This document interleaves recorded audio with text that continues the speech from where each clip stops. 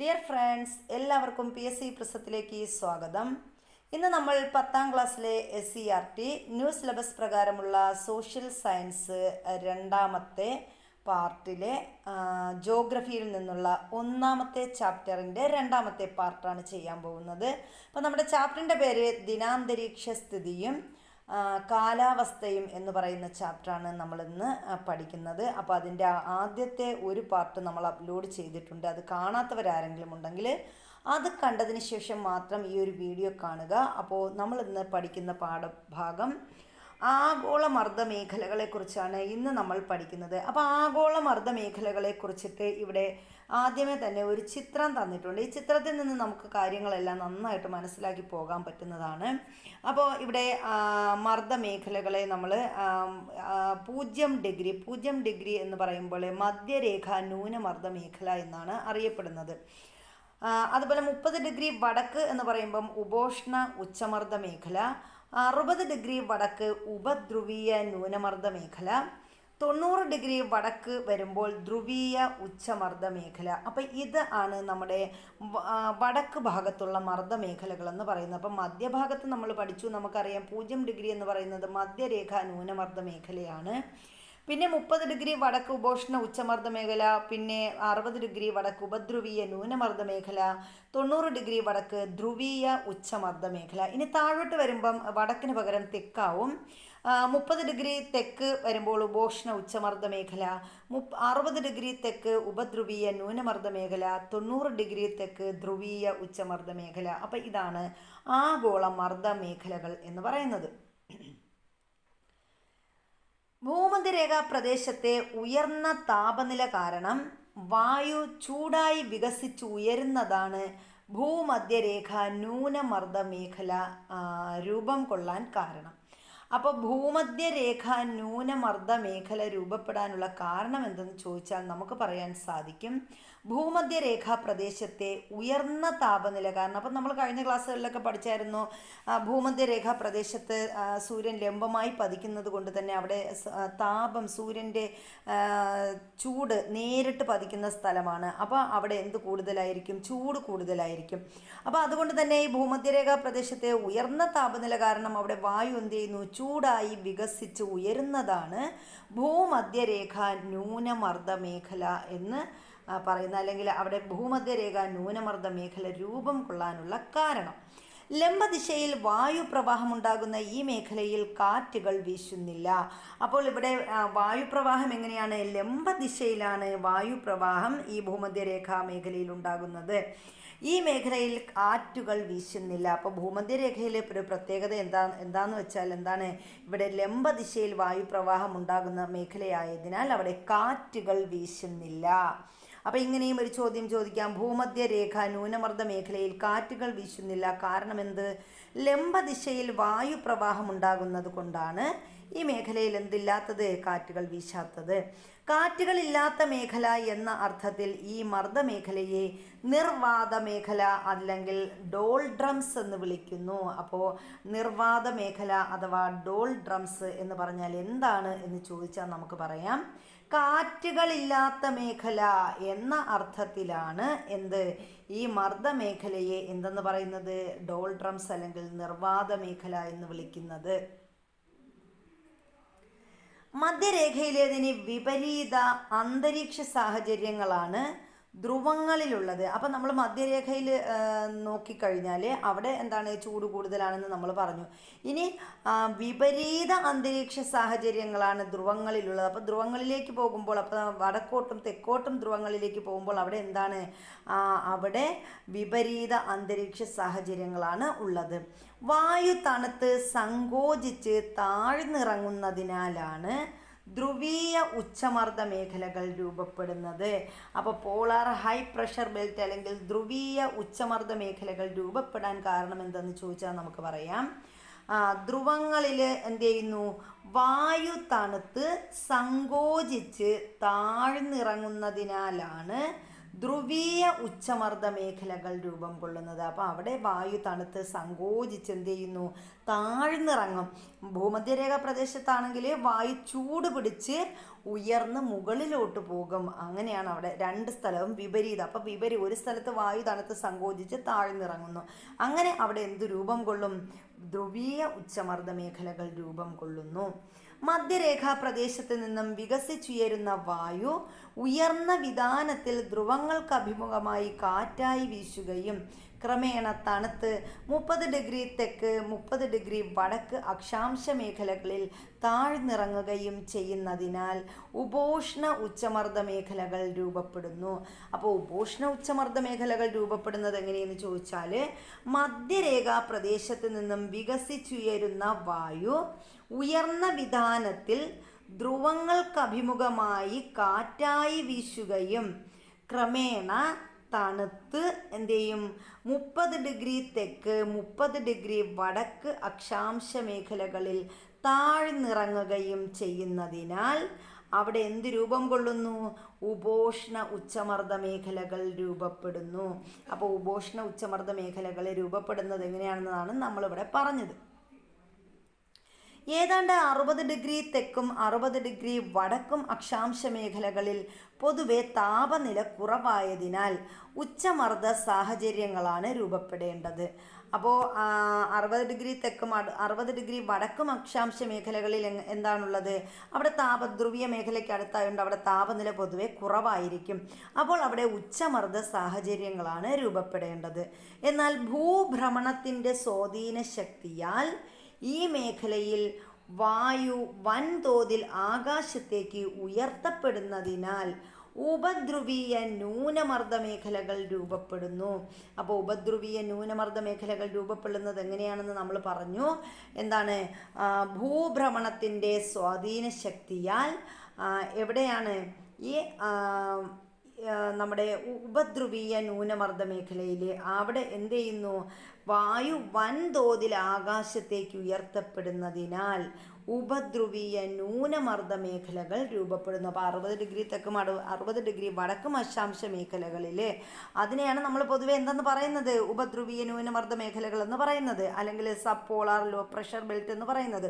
അപ്പോൾ ഇവിടെ ഈ 60 ഡിഗ്രി തെക്കും 60 ഡിഗ്രി വടക്കും അക്ഷാംശ മേഖലകളിൽ എന്താണ്, താപനില കുറവായതിനാൽ അവിടെ എന്താ രൂപപ്പെടേണ്ടത്, ഉച്ചമർദ്ദ സാഹചര്യമാണ് രൂപപ്പെടേണ്ടത്. പക്ഷേ ഈ ഭൂഭ്രമണത്തിൻ്റെ സ്വാധീന ശക്തിയാൽ അവിടെ എന്തുണ്ടാകുന്നു, ഈ മേഖലയിൽ വായു വൻതോതിൽ ആകാശത്തേക്ക് ഉയർത്തപ്പെടുന്നതിനാൽ അവിടെ എന്ത് സംഭവിക്കുന്നു, ഉപധ്രുവീയ ന്യൂനമർദ്ദ മേഖലകൾ രൂപപ്പെടുന്നു. സൂര്യൻ്റെ അയനത്തിനനുസരിച്ച് താപസാഹചര്യങ്ങൾ മാറുന്നതിനാൽ ആഗോളമർദ്ദ മേഖലകൾക്ക് ആപേക്ഷിക സ്ഥാനമാറ്റമുണ്ടാകുന്നു. അപ്പോൾ സൂര്യൻ്റെ അയനത്തിനനുസരിച്ച് താപസാഹചര്യങ്ങൾ എന്ത് ചെയ്യുന്നു, മാറുന്നു. അപ്പോൾ ആ സമയത്ത് എന്ത് ചെയ്യും, ആഗോളമർദ്ദ മേഖലകൾക്ക് ആപേക്ഷിക സ്ഥാനമാറ്റം ഉണ്ടാകുന്നു. അപ്പോൾ സൂര്യൻ ഇങ്ങനെ മാറുന്നതിനനുസരിച്ച് അവിടെ ആഗോളമർദ്ദ മേഖലകൾക്കും സ്ഥാനമാറ്റം ഉണ്ടാകും. ഉഷ്ണകാലത്ത് മർദ്ദമേഖലകൾ 5 ഡിഗ്രി മുതൽ 10 ഡിഗ്രി വരെ വടക്കോട്ടും ശൈത്യകാലത്ത് 5 ഡിഗ്രി മുതൽ 10 ഡിഗ്രി വരെ തെക്കോട്ടും നീങ്ങുന്നു. അപ്പോൾ ഇവിടെ ഈ ഉഷ്ണകാലമാണെങ്കിൽ മർദ്ദമേഖല എങ്ങോട്ട് പോകും, 5 ഡിഗ്രി മുതൽ 10 ഡിഗ്രി വരെ വടക്കോട്ട് മുകളിലോട്ട് പോകും. ഇനി ശൈത്യകാലത്താണെങ്കിൽ 5 ഡിഗ്രി മുതൽ 10 ഡിഗ്രി വരെ എങ്ങോട്ടാണ് പോകുന്നത്, തെക്കോട്ട് നീങ്ങുന്നു. ആഗോള മർദ്ദമേഖലകൾക്കുണ്ടാകുന്ന ഈ സ്ഥാനമാറ്റം ആഗോള കാലാവസ്ഥയിൽ നിർണായക സ്വാധീനം ചെലുത്തുന്നു. അപ്പോൾ ഈ ഒരു കാര്യം ഓർത്തു വയ്ക്കുക. അന്തരീക്ഷത്തിലെ മർദ്ദവ്യത്യാസങ്ങൾ നമുക്ക് ഏറ്റവും അനുഭവവേദ്യമാകുന്നത് വായുചലനങ്ങളിലൂടെയാണ്. അപ്പോൾ അന്തരീക്ഷത്തിലെ മർദ്ദവ്യത്യാസങ്ങൾ അനുഭവപ്പെടുന്നത് ഏതാണ്, അതിന് കാരണം വായുവിൻ്റെ ചലനമാണ്. വായുചലനങ്ങളിലൂടെയാണ് നമുക്ക് അന്തരീക്ഷത്തിലെ മർദ്ദവ്യത്യാസങ്ങൾ അനുഭവവേദ്യമാകുന്നത്. അന്തരീക്ഷത്തിൽ 2 തരത്തിലുള്ള വായുചലനങ്ങളാണുള്ളത്. അപ്പോൾ നമ്മുടെ അന്തരീക്ഷത്തിൽ എത്ര തരത്തിലുള്ള വായുചലനങ്ങളുണ്ട്, 2 തരത്തിലുള്ള വായുചലനങ്ങളുണ്ട്. അതിലൊന്ന് ലംബ ദിശയിലുണ്ടാകുന്ന വായുവിൻ്റെ ചലനങ്ങളെ വായുപ്രവാഹങ്ങളെന്നും തിരശ്ചീന ദിശയിൽ ഉച്ചമർദ്ദ പ്രദേശങ്ങളിൽ നിന്നും ന്യൂനമർദ്ദ പ്രദേശങ്ങളിലേക്കുള്ള വായുവിൻ്റെ ചലനത്തെ കാറ്റ് എന്നും വിളിക്കുന്നു. അപ്പോൾ നമ്മൾ പറഞ്ഞല്ലോ 2 തരത്തിലുള്ള വായുവിൻ്റെ ചലനങ്ങളാണ് ഉള്ളതെന്ന് നമ്മൾ പഠിച്ചു. അതിൽ ലംബ ദിശയിലുണ്ടാകുന്ന വായുവിൻ്റെ ചലനങ്ങളെ നമ്മൾ എന്തെന്ന് പറയും? വായു പ്രവാഹങ്ങളെന്ന് പറയും. ഇനി തിരശ്ചീന ദിശയിലുള്ള വായു പ്രവാഹങ്ങൾ അതെങ്ങനെയായിരിക്കും? ഉച്ചമർദ്ദ പ്രദേശങ്ങളിൽ നിന്നും ന്യൂനമർദ്ദ പ്രദേശങ്ങളിലേക്കുള്ള വായുവിൻ്റെ ചലനം, അതിനെയാണ് നമ്മൾ എന്തെന്ന് പറയുന്നത്? കാറ്റ് എന്ന് പറയുന്നത്. അപ്പോൾ കാറ്റ് എന്താണ്? കാറ്റ് എന്ന് പറഞ്ഞാൽ എന്തെന്ന് ചോദിച്ചാൽ നമുക്ക് പറയാം. അല്ലെങ്കിൽ വിൻഡ് എന്ന് പറഞ്ഞാൽ എന്താണ്? ഉച്ചമർദ്ദ പ്രദേശങ്ങളിൽ നിന്നും ന്യൂനമർദ്ദ പ്രദേശങ്ങളിലേക്കുള്ള വായുവിൻ്റെ തിരശ്ചീന ചലനത്തെയാണ് നമ്മൾ എന്തെന്ന് പറയുന്നത്? കാറ്റെന്ന് പറയുന്നത്. ഇലകൾ ഇളകിയാൽ മാത്രം തിരിച്ചറിയാൻ കഴിയുന്ന ഇളം കാറ്റുകൾ മുതൽ സർവനാശം വിതയ്ക്കുന്ന കൊടുങ്കാറ്റുകൾ വരെ കാറ്റുകൾ അങ്ങനെ വിവിധ തരത്തിലുണ്ട്. അപ്പോൾ ഇളം കാറ്റുണ്ട്. അപ്പോൾ നമ്മൾ പറഞ്ഞില്ലേ ദിലീപിൻ്റെ സിനിമയിൽ പറയുന്നത് പോലെ ഇളം കാറ്റുകൾ തേങ്ങാക്കുലകൾ ആടുന്നു എന്ന് പറയുന്നത് പോലെ നമ്മുടെ ഇളം കാറ്റുകൾ മുതൽ എങ്ങനെയാണ് സർവനാശം വിതയ്ക്കുന്ന കൊടുങ്കാറ്റുകൾ വരെ വിവിധ തരത്തിലുള്ള കാറ്റുകളുണ്ട്. എവിടെ നിന്ന് വീശുന്നു എന്നതിനെ അടിസ്ഥാനപ്പെടുത്തിയാണ് കാറ്റുകൾക്ക് പേര് നൽകാറുള്ളത്. അപ്പോൾ കാറ്റുകൾക്ക് പേര് നൽകുന്നത് കാറ്റ് എവിടെ നിന്ന് വീശുന്നു എന്നതിൻ്റെ അടിസ്ഥാനത്തിലാണ്. ഉദാഹരണമായി തെക്ക് പടിഞ്ഞാറ് ദിശയിൽ നിന്നും വീശുന്ന കാറ്റുകളെ നമ്മൾ എന്ത് പറയും? തെക്ക് പടിഞ്ഞാറൻ കാറ്റുകൾ എന്ന് പറയും. കടലിൽ നിന്നും കരയിലേക്കുള്ള കാറ്റുകളെ നമ്മൾ എന്തെന്ന് വിളിക്കും? കടൽ കാറ്റെന്ന് വിളിക്കും. അപ്പോൾ ഇങ്ങനെയാണ് നമ്മൾ കാറ്റുകൾക്ക് പേര് നൽകുന്നത്. അപ്പോൾ ഇന്ത്യയിൽ മൺസൂൺ കാറ്റുകൾക്ക് ദിശയെ അടിസ്ഥാനമാക്കി പേര് നൽകിയിട്ടുള്ളത് എങ്ങനെയാണെന്നാണ് പറയുന്നത്. ഇനി നമ്മൾ പറയുന്നത് കാറ്റിൻ്റെ ദിശയെ സ്വാധീനിക്കുന്ന ഒരു പ്രധാന ഘടകമെന്ന് പറയുന്നത് എന്താണ്? അതാണ് കോറിയോലിസ് ബലം. അപ്പോൾ കാറ്റിൻ്റെ ദിശയെ സ്വാധീനിക്കുന്ന പ്രധാന ഘടകങ്ങളിലൊന്നാണ് കോറിയോലിസ് ബലം.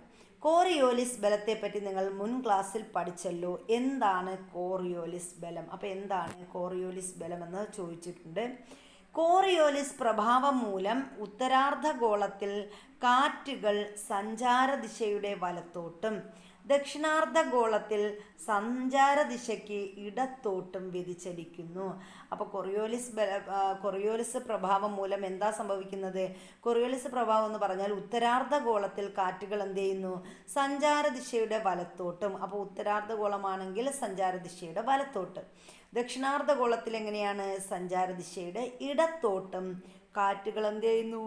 വ്യതിചലിക്കുന്നു. എന്നാൽ കാറ്റിൻ്റെ വേഗതയെയും ശക്തിയെയും പ്രധാനമായും 2 കാര്യങ്ങളാണ് സ്വാധീനിക്കുന്നത്. അപ്പോൾ കാറ്റിൻ്റെ വേഗതയെയും ശക്തിയെയും സ്വാധീനിക്കുന്ന എത്ര കാര്യങ്ങളുണ്ട്? 2 കാര്യങ്ങളുണ്ട്. അതിലൊന്നാമത്തേതാണ് മർദ്ദചരിവ് ബലം അല്ലെങ്കിൽ പ്രഷർ ഗ്രേഡിയൻ്റ് ഫോഴ്സ് എന്ന് പറയും. രണ്ടാമത്തേത് ഘർഷണ ബലം അല്ലെങ്കിൽ ഫ്രിക്ഷണൽ ഫോഴ്സ് എന്ന് പറയും. അപ്പോൾ ഇങ്ങനെ 2 തരത്തിലുള്ള ഘടകങ്ങളാണ് കാറ്റിൻ്റെ വേഗതയെയും ശക്തിയെയും സ്വാധീനിക്കുന്നത്. ഒന്നാമത്തത് മർദ്ദചരിവ് ബലം, രണ്ടാമത്തത് എന്താണ്? ഘർഷണ ബലം.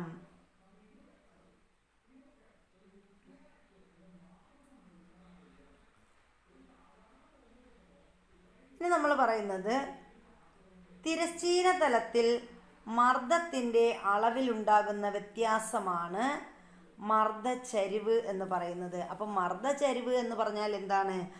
മർദ്ദചരിവ് പറയുമ്പോൾ തിരശ്ചീന തലത്തിൽ മർദ്ദത്തിൻ്റെ അളവിലുണ്ടാകുന്ന വ്യത്യാസം, അതിനെയാണ് നമ്മൾ എന്തെന്ന് പറയുന്നത്? മർദ്ദചരിവ് എന്ന് പറയുന്നത്. മർദ്ദവ്യത്യാസം മൂലം ഉച്ചമർദ്ദ മേഖലകളിൽ നിന്നും ന്യൂനമർദ്ദ മേഖലകളിലേക്ക് വായുവിൻ്റെ ചലനം സാധ്യമാക്കുന്ന ബലമാണ് മർദ്ദചരിവ് ബലം എന്ന് പറയുന്നത്. അപ്പോൾ മർദ്ദചരിവ് ബലം എന്ന് പറഞ്ഞാൽ എന്താണ്? മർദ്ദവ്യത്യാസം മൂലം ഉച്ചമർദ്ദ മേഖലകളിൽ നിന്നും ന്യൂനമർദ്ദ മേഖലകളിലേക്ക് വായുവിൻ്റെ ചലനം സാധ്യമാക്കുന്ന ബലം. ആ ബലത്തെയാണ് നമ്മൾ എന്തെന്ന് പറയുന്നത്? മർദ്ദചരിവ് ബലം എന്ന് പറയുന്നത്. അടുത്തടുത്തുള്ള സ്ഥലങ്ങൾ തമ്മിൽ കാര്യമായ മർദ്ദവ്യത്യാസമാണുള്ളതെങ്കിൽ മർദ്ദചരിവ് കൂടുതലെന്നും, തിരശ്ചീന തലത്തിൽ മർദ്ദത്തിൽ കാര്യമായ വ്യത്യാസമില്ലെങ്കിൽ മർദ്ദച്ചരിവ് കുറവെന്നും കണക്കാക്കുന്നു. അപ്പോൾ മർദ്ദച്ചരിവ് കൂടുതലാവുന്നത് എപ്പോഴാണ്? നമ്മൾ പറഞ്ഞതുപോലെ അടുത്തടുത്തുള്ള സ്ഥലങ്ങൾ തമ്മിലുള്ള കാര്യമായ മർദ്ദ വ്യത്യാസമാണുള്ളതെങ്കിൽ, അപ്പോൾ അടുത്തടുത്തുള്ള സ്ഥലങ്ങൾ തമ്മിൽ കാര്യമായിട്ട് എന്തുണ്ടെങ്കിൽ അവിടെ മർദ്ദ വ്യത്യാസമുണ്ടെങ്കിൽ അവിടെ എന്ത് കൂടുതലായിരിക്കും? മർദ്ദച്ചരിവ് കൂടുതലായിരിക്കും. ഇനി തിരശ്ചീന തലത്തിൽ മർദ്ദത്തിൽ കാര്യമായ വ്യത്യാസമില്ലെങ്കിൽ എന്തായിരിക്കും? മർദ്ദച്ചരിവ് കുറവാണെന്നും കണക്കാക്കുന്നു. മർദ്ദച്ചരിവ് കൂടിയ ഇടങ്ങളിൽ കാറ്റ് ശക്തമായിരിക്കും. അപ്പം മർദ്ദച്ചരിവ് കൂടിയ സ്ഥലത്ത് എന്ത് കൂടുതലായിരിക്കും? കാറ്റിന് ശക്തി കൂടുതലായിരിക്കും. ഇനി ചുവടെ നൽകിയിട്ടുള്ള ചിത്രങ്ങളിൽ സമമർദ്ദ രേഖകൾ വിശകലനം ചെയ്ത് കാറ്റിൻ്റെ വേഗത എവിടെയാണ് കൂടുതലെന്ന് കണ്ടെത്താൻ പറഞ്ഞിട്ടുണ്ട്. അപ്പോൾ നമ്മൾ പറഞ്ഞു മർദ്ദച്ചരിവ് കൂടുതലാണെങ്കിൽ എന്ത് കൂടുതലാണെന്ന് നമ്മൾ പറഞ്ഞു. മർദ്ദച്ചരിവ് കൂടിയ ഇടങ്ങളിൽ എന്ത് കൂടുതലായിരിക്കും? കാറ്റിന് ശക്തി കൂടുതലായിരിക്കും. അപ്പോൾ ചരിവ് കൂടിയ ഇടം എവിടെയാണ് എന്ന് ചോദിച്ചാൽ അവിടെയാണ് കാറ്റിന് ശക്തി കൂടുന്നത്.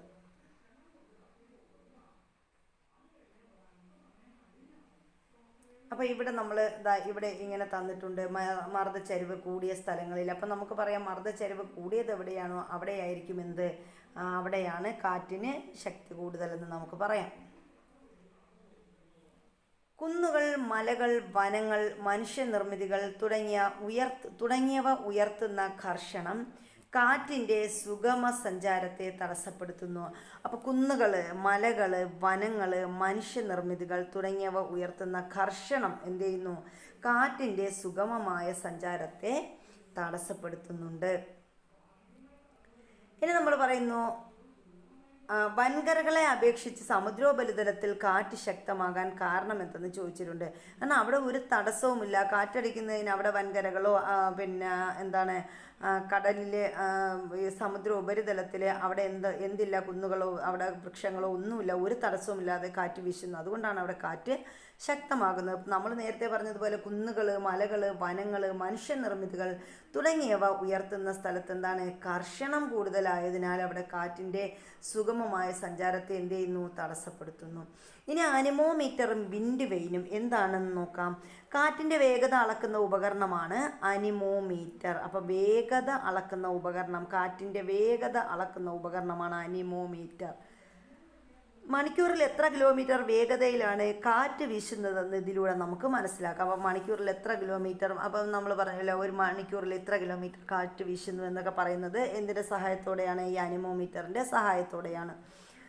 കാറ്റിൻ്റെ ദിശ സൂചിപ്പിക്കുന്ന ഉപകരണമാണ് വിൻഡ് വെയിൻ. അപ്പോൾ വിൻഡ് വെയിൻ എന്ന് പറഞ്ഞാൽ എന്താണ്? കാറ്റിൻ്റെ ദിശയെ സൂചിപ്പിക്കുന്നു. അനിമോമീറ്റർ എന്ന് പറഞ്ഞാൽ കാറ്റിൻ്റെ വേഗത അളക്കുന്ന ഉപകരണം. കാറ്റുണ്ടാകുന്നത് എങ്ങനെയെന്നും കാറ്റിൻ്റെ വേഗതയെയും ദിശയെയും സ്വാധീനിക്കുന്നത് എന്തെല്ലാമെന്നും മനസ്സിലായല്ലോ. ഇനി വിവിധ തരം കാറ്റുകളെ പറ്റിയാണ് നമ്മൾ പഠിക്കുന്നത്. അപ്പോൾ ഇവിടെ വിവിധ തരം കാറ്റുകൾ ഏതെല്ലാമെന്ന് ഇവിടെ ഒരു ചാർട്ട് തന്നിട്ടുണ്ട്. അപ്പോൾ ഏതൊക്കെ കാറ്റുകളുണ്ട്? സ്ഥിരവാദങ്ങൾ, കാലികവാദങ്ങൾ, പ്രാദേശികവാദങ്ങൾ, അസ്ഥിരവാദങ്ങൾ, ഇങ്ങനെ കാറ്റുകളെ തരംതിരിച്ചിട്ടുണ്ട്. അപ്പോൾ ഏതൊക്കെയാണ്? സ്ഥിരവാദങ്ങളെന്നും കാലികവാദങ്ങളെന്നും പ്രാദേശികവാദങ്ങളെന്നും അസ്ഥിരവാദങ്ങളെന്നും കാറ്റുകളെ തരംതിരിച്ചിട്ടുണ്ട്. അപ്പോൾ നമ്മൾ 4ആയിട്ട് തിരിച്ചിട്ടുണ്ട്. അതിൽ ഒന്നാമത്തേത് നമ്മൾ പറയുന്നു സ്ഥിരവാദങ്ങൾ. അപ്പോൾ എന്താണ് സ്ഥിരവാദം എന്ന് നോക്കാം. വർഷം മുഴുവൻ ഒരു നിശ്ചിത ദിശയിൽ സ്ഥിരമായി വീശുന്ന കാറ്റുകളാണിവ. അപ്പോൾ സ്ഥിരവാദത്തിൻ്റെ പ്രത്യേകത എന്താണ്? വർഷം മുഴുവൻ ഒരു നിശ്ചിത ദിശയിൽ സ്ഥിരമായി വീശുന്ന കാറ്റുകളെയാണ് നമ്മൾ എന്തെന്ന് പറയുന്നത്? സ്ഥിരവാദങ്ങൾ എന്ന് പറയുന്നത്. അവിടെ സ്ഥിരമായിട്ടായിരിക്കും, ഒരേ രീതിയിലായിരിക്കും കാറ്റ് വീശുന്നത്.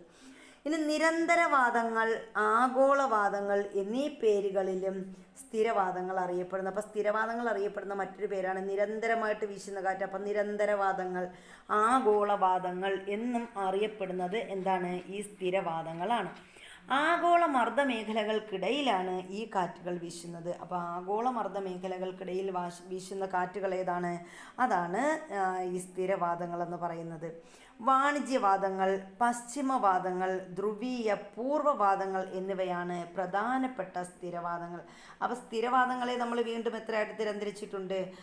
ഇവിടെ 3ആയിട്ട് തരംതിരിച്ചിട്ടുണ്ട്. ഏതൊക്കെയാണ്? വാണിജ്യവാദങ്ങൾ, പശ്ചിമവാദങ്ങൾ, ധ്രുവീയ പൂർവ്വവാദങ്ങൾ എന്നിവയാണ് ഈ പ്രധാനപ്പെട്ട സ്ഥിരവാദങ്ങൾ. അങ്ങനെ 3 ഇനി നമ്മൾ നമ്മുടെ ഒരു ചിത്രം 1.17 നിരീക്ഷിച്ച് ഏതൊക്കെ മർദ്ദമേഖലകൾക്കിടയിലാണ് ഈ കാറ്റുകൾ ഓരോന്നും വീശുന്നതെന്ന് കണ്ടെത്തി പട്ടിക പൂർത്തിയാക്കാൻ പറഞ്ഞിട്ടുണ്ട്. അപ്പോൾ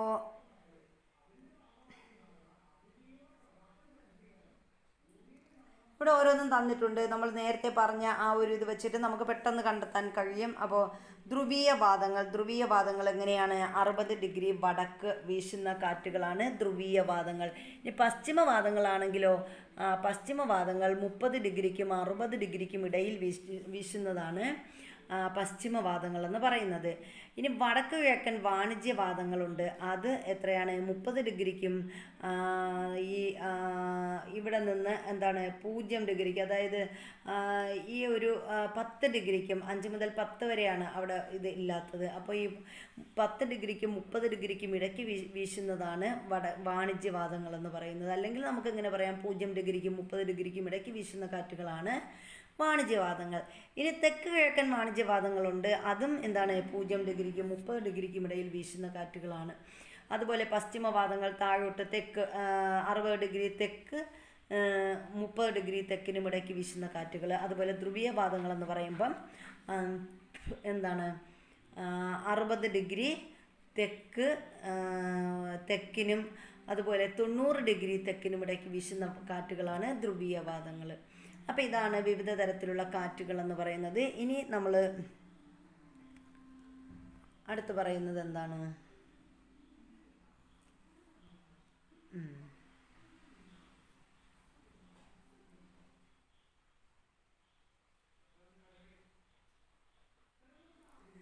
ഇനി പറഞ്ഞിട്ടുണ്ട് സ്ഥിരവാദങ്ങൾ, അതുപോലെ മർദ്ദമേഖലകൾ.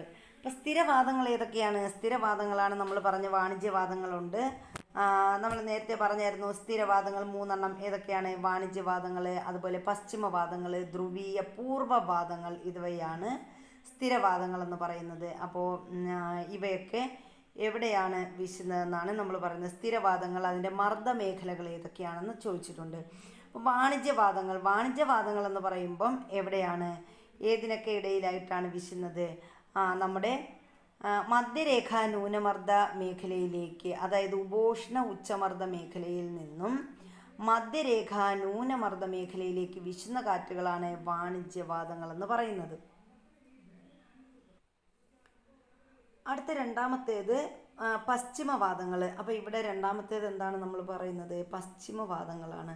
ഈ പശ്ചിമവാദങ്ങളുടെ പ്രത്യേകത ഇതെവിടെ നിന്ന് എവിടേക്ക് വീശുന്നതാണ്?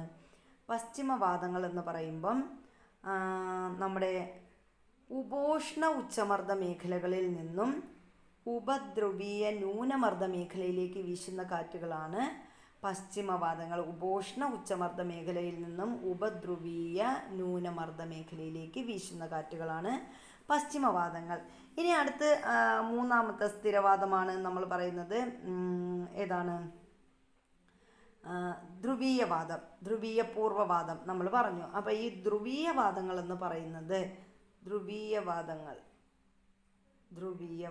എന്ന് പറയുമ്പം അത് വീശുന്നത് എവിടെ നിന്നാണ്?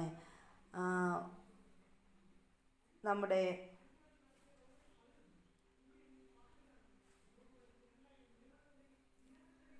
ധ്രുവീയ ഉച്ചമർദ്ദ മേഖലകളിൽ നിന്നും ധ്രുവീയ ഉച്ചമർദ്ദ മേഖലകളിൽ നിന്നും ഉപദ്രവീയ ന്യൂനമർദ്ദ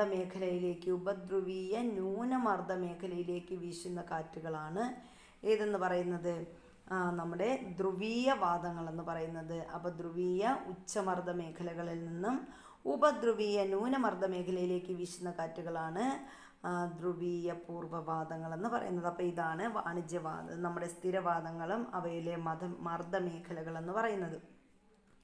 ഇനി വാണിജ്യവാദങ്ങൾ ഉത്തരാർദ്ധഗോളത്തിൽ വടക്ക് കിഴക്കൻ കാറ്റുകളായും ദക്ഷിണാർദ്ധഗോളത്തിൽ തെക്ക് കിഴക്കൻ കാറ്റുകളായും വീശുന്നു. കാരണമെന്ത്? അപ്പോൾ വാണിജ്യവാദങ്ങൾ എന്ത് ചെയ്യുന്നു? ഉത്തരാർദ്ധഗോളത്തിൽ വടക്ക് കിഴക്കൻ കാറ്റുകളായിട്ട് വീശുന്നു. അതുപോലെ ദക്ഷിണാർദ്ധഗോളത്തിലാണെങ്കിലോ തെക്ക് കിഴക്കൻ കാറ്റുകളായിട്ടാണ് ഏത് വീശുന്നത്? വാണിജ്യവാദങ്ങൾ വീശുന്നത്. അതിനുള്ള കാരണം എന്താണ്?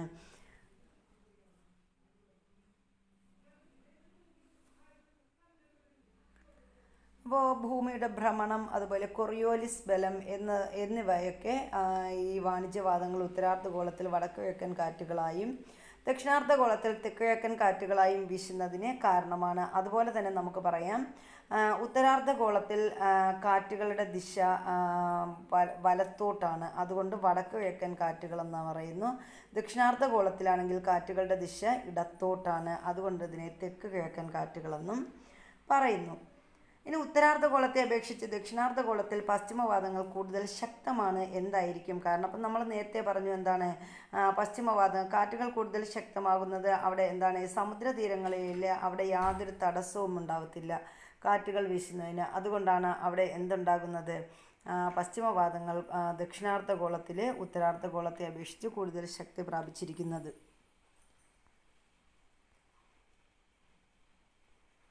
ഇനി ഉത്തര ദക്ഷിണാർദ്ധ ITCZ. എന്താണ് ITCZ എന്ന് പറഞ്ഞാൽ? ഉത്തര ദക്ഷിണാർദ്ധഗോളങ്ങളിൽ നിന്നുള്ള വാണിജ്യവാദങ്ങൾ സംഗമിക്കുന്ന മധ്യരേഖ ന്യൂനമർദ്ദ പ്രദേശത്തെ ഇൻ്റർ ട്രോപ്പിക്കൽ കൺവർജൻസ് സോൺ അല്ലെങ്കിൽ ITCZ എന്ന് വിളിക്കുന്നു. അപ്പോൾ ITCZ എന്ന് പറഞ്ഞാൽ ഇൻ്റർ ട്രോപ്പിക്കൽ കൺവർജൻറ്റ് സോൺ, ഇൻ്റർ ട്രോപ്പിക്കൽ കൺവർജൻസ് സോൺസ്, അതിനെയാണ് ITCZ എന്ന് പറയുന്നത്. ഇത് ഉത്തര ദക്ഷിണാർദ്ധഗോളങ്ങളിൽ നിന്നുള്ള വാണിജ്യവാദങ്ങൾ സംഗമിക്കുന്ന മധ്യരേഖ ന്യൂനമർദ്ദ പ്രദേശത്തെയാണ് നമ്മളിങ്ങനെ വിളിക്കുന്നത്. എന്തെന്ന്? ഇൻ്റർ ട്രോപ്പിക്കൽ കൺവർജൻസ് സോൺ എന്ന് വിളിക്കുന്നത്. സൂര്യൻ്റെ അയനത്തിനനുസരിച്ച് ITCZ സ്ഥാനമാറ്റം ഉണ്ടാകുന്നു. അപ്പോൾ സൂര്യൻ്റെ അയനത്തിനനുസരിച്ച് എന്തിനാണ് ഈ ITCZ സ്ഥാനമാറ്റം ഉണ്ടാകുന്നു. അടുത്ത് നമ്മൾ പറയുന്നത് കാലികവാദങ്ങളെക്കുറിച്ചാണ്. നിശ്ചിത ഇടവേളകളിൽ വിപരീത ദിശയിലേക്ക് ഗതി മാറുന്ന കാറ്റുകളാണ് കാലികവാദങ്ങൾ. അപ്പോൾ കാലികവാദങ്ങളുടെ പ്രത്യേകത എന്ന് പറഞ്ഞാൽ ഇത് നിശ്ചിത ഇടവേളകളിൽ വിപരീത ദിശയിലേക്ക് ഗതി മാറുന്ന കാറ്റുകളെയാണ് നമ്മൾ എന്തെന്ന് പറയുന്നത്, കാലികവാദങ്ങൾ എന്ന് പറയുന്നത്. ദൈനംദിനം ആവർത്തിക്കുന്ന പ്രാദേശിക വാദങ്ങളായ കടൽക്കാറ്റ്, കരക്കാറ്റ്, പർവ്വതക്കാറ്റ്, താഴ്വരക്കാറ്റ് എന്നിവയും ഉഷ്ണശൈത്യകാലങ്ങളിൽ ഉണ്ടാകുന്ന മൺസൂൺ കാറ്റുകളും കാലികവാദങ്ങളിൽ ഉൾപ്പെടുന്നു. അപ്പോൾ കാലികവാദം എന്ന് പറഞ്ഞാൽ നമ്മൾ പറഞ്ഞു നിശ്ചിത ഇടവേളകളിൽ വിപരീത ദിശയിലാണ് ഈ ഗതിമാറുന്ന കാറ്റുകളാണ് ഈ കാലികവാദങ്ങൾ. ദൈനംദിനം ആവർത്തിക്കുന്ന പ്രാദേശിക വാദങ്ങളായ കടൽക്കാറ്റ്, കരക്കാറ്റ്, ഇത് എല്ലാ ദിവസവും ഉണ്ടാകുന്നതാണല്ലോ കടൽക്കാറ്റ്, കരക്കാറ്റ്, അതുപോലെ പർവ്വതക്കാറ്റ്, താഴ്വരക്കാറ്റ് ഇവയും അതുപോലെ ഉഷ്ണശൈത്യകാലങ്ങളിൽ മാത്രം ഉണ്ടാകുന്ന നമ്മുടെ മൺസൂൺ കാറ്റുകളും കാലികവാദങ്ങൾക്ക് ഉദാഹരണമാണ്, കാലികവാദങ്ങളിൽ ഉൾപ്പെടുന്നതാണ്. ഇനി അതിൽ നമ്മൾ കടൽക്കാറ്റും കരക്കാറ്റുമാണ് പറയുന്നത്. എന്താണ് കടൽക്കാറ്റ്, കരക്കാറ്റ്? കടൽക്കാറ്റുകളും കരക്കാറ്റുകളും രൂപപ്പെടുന്നത് എങ്ങനെയെന്ന് നിങ്ങൾ മുൻ ക്ലാസ്സിൽ പഠിച്ചിട്ടുണ്ടല്ലോ. അപ്പോൾ കടൽക്കാറ്റും കരക്കാറ്റും സൂചിപ്പിക്കുന്ന ചിത്രങ്ങൾ അത് കുട്ടികൾക്ക് വരയ്ക്കാനൊക്കെ പറഞ്ഞിട്ടുണ്ട്. ഇനി നമ്മൾ ഇവിടെ പർവ്വതക്കാറ്റും താഴ്വരക്കാറ്റും എന്താണെന്ന് നോക്കാം. രാത്രികാലങ്ങളിൽ പർവ്വതച്ചെരുവിലെ വായു തണുത്ത് സങ്കോചിച്ച് താഴ്ന്നിറങ്ങുന്നതാണ് പർവ്വതക്കാറ്റ് എന്ന് പറയുന്നത്. അപ്പോൾ പർവ്വതക്കാറ്റ് എന്ന് പറഞ്ഞാൽ എന്താണ്? രാത്രികാലങ്ങളിലെ പർവ്വതച്ചെരുവിലെ വായു എന്ത് ചെയ്യുന്നു? തണുത്ത് അത് സങ്കോചിച്ച് താഴ്ന്നിറങ്ങുന്നു. അതുപോലെ അതിനെ നമ്മൾ എന്തെന്ന് പറയും? പർവ്വതക്കാറ്റ് അഥവാ മൗണ്ടൻ ബ്രീസ് എന്ന് പറയും. ഇനി പകൽ സൂര്യതാപമേറ്റ് പർവ്വതച്ചെരുവിലെ വായു വികസിച്ചുയരുന്നത് താഴ്വരയിൽ നിന്നും പർവ്വത മുകളിലേക്ക് കാറ്റ് വീശുന്നതിന് കാരണമാകുന്നു. അപ്പോൾ പകൽ സമയത്ത് എന്ത് ചെയ്യുന്നു? സൂര്യതാപമേറ്റ് പർവ്വതച്ചെരുവിലെ വായു വികസിച്ചുയരും. ആ സമയത്ത് എന്ത് ചെയ്യുന്നു? താഴ്വരയിൽ നിന്നും പർവ്വത മുകളിലേക്ക് കാറ്റ് വീശുന്നു. അപ്പോൾ ഈ കാറ്റിനെയാണ് നമ്മൾ എന്തെന്ന് പറയുന്നത്? താഴ്വരക്കാറ്റ് എന്ന് പറയുന്നത്. ഇനി മൺസൂൺ കാറ്റുകൾ എന്ന് പറയുമ്പം കാറ്റിൻ്റെ കാലികമായ ദിശാവ്യതിയാനമാണ് മൺസൂൺ എന്നതുകൊണ്ട് അർത്ഥമാക്കുന്നത്. അപ്പോൾ കാറ്റിൻ്റെ കാലികമായ ദിശാവ്യതിയാനമാണ് നമ്മൾ മൺസൂൺ എന്ന പദം കൊണ്ട് അർത്ഥമാക്കുന്നത്.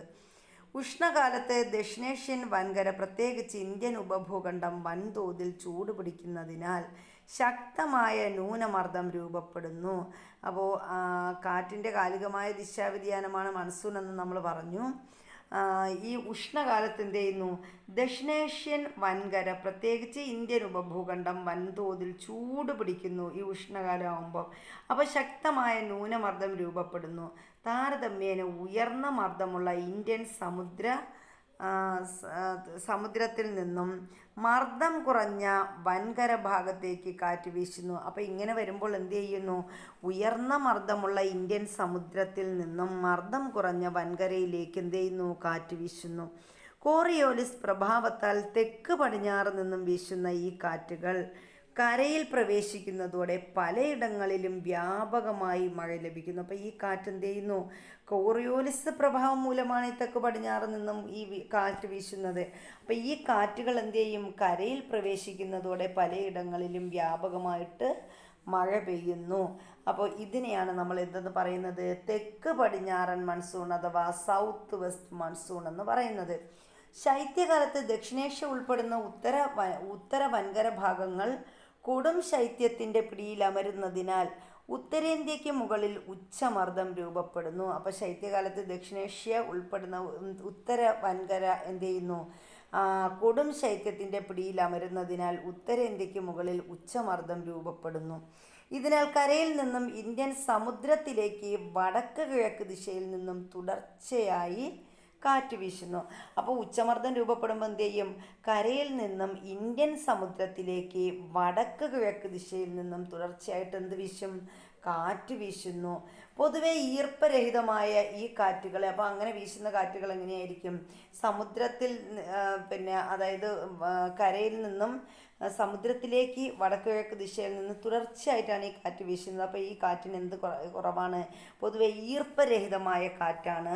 ഈ കാറ്റുകളെ നമ്മൾ എന്തെന്ന് വിളിക്കുന്നു, വടക്ക് കിഴക്കൻ മൺസൂൺ കാറ്റുകൾ എന്ന് വിളിക്കുന്നു, അഥവാ നോർത്ത് വെസ്റ്റ് മൺസൂൺ വിൻഡ് എന്നാണ് ഇതിനെ വിളിക്കുന്നത്. അപ്പോൾ ഇതാണ് വടക്ക് കിഴക്കൻ മൺസൂൺ കാറ്റുകൾ എന്നറിയപ്പെടുന്നത്. അപ്പം വടക്ക് കിഴക്ക് മൺസൂൺ കാറ്റുകൾ എപ്പോഴാണ് വീശുന്നത്, വടക്ക് കിഴക്ക് ശൈത്യകാലത്ത് ദക്ഷിണേഷ്യ ഉൾപ്പെടുന്ന ഉത്തര വൻകര ഭാഗങ്ങളാണ്. അവിടെ എന്തുണ്ട് ഉള്ളതുകൊണ്ട് കൊടും ശൈത്യത്തിൻ്റെ പിടിയിൽ അമരുന്നതിനാൽ ഉത്തരേന്ത്യക്ക് മുകളിൽ എന്തുണ്ട്, ഉച്ചമർദ്ദം രൂപപ്പെടും. അതിനാൽ കരയിൽ നിന്നും ഇന്ത്യൻ സമുദ്രത്തിലേക്ക് വടക്ക് കിഴക്ക് ദിശയിൽ നിന്ന് തുടർച്ചയായിട്ട് എന്ത് ചെയ്യുന്നു, കാറ്റ് വീശുന്നു. പൊതുവെ ഈർപ്പരഹിതമായ ഈ കാറ്റുകളെ വടക്ക് കിഴക്കൻ മൺസൂൺ കാറ്റുകൾ എന്നാണ് വിളിക്കുന്നത്.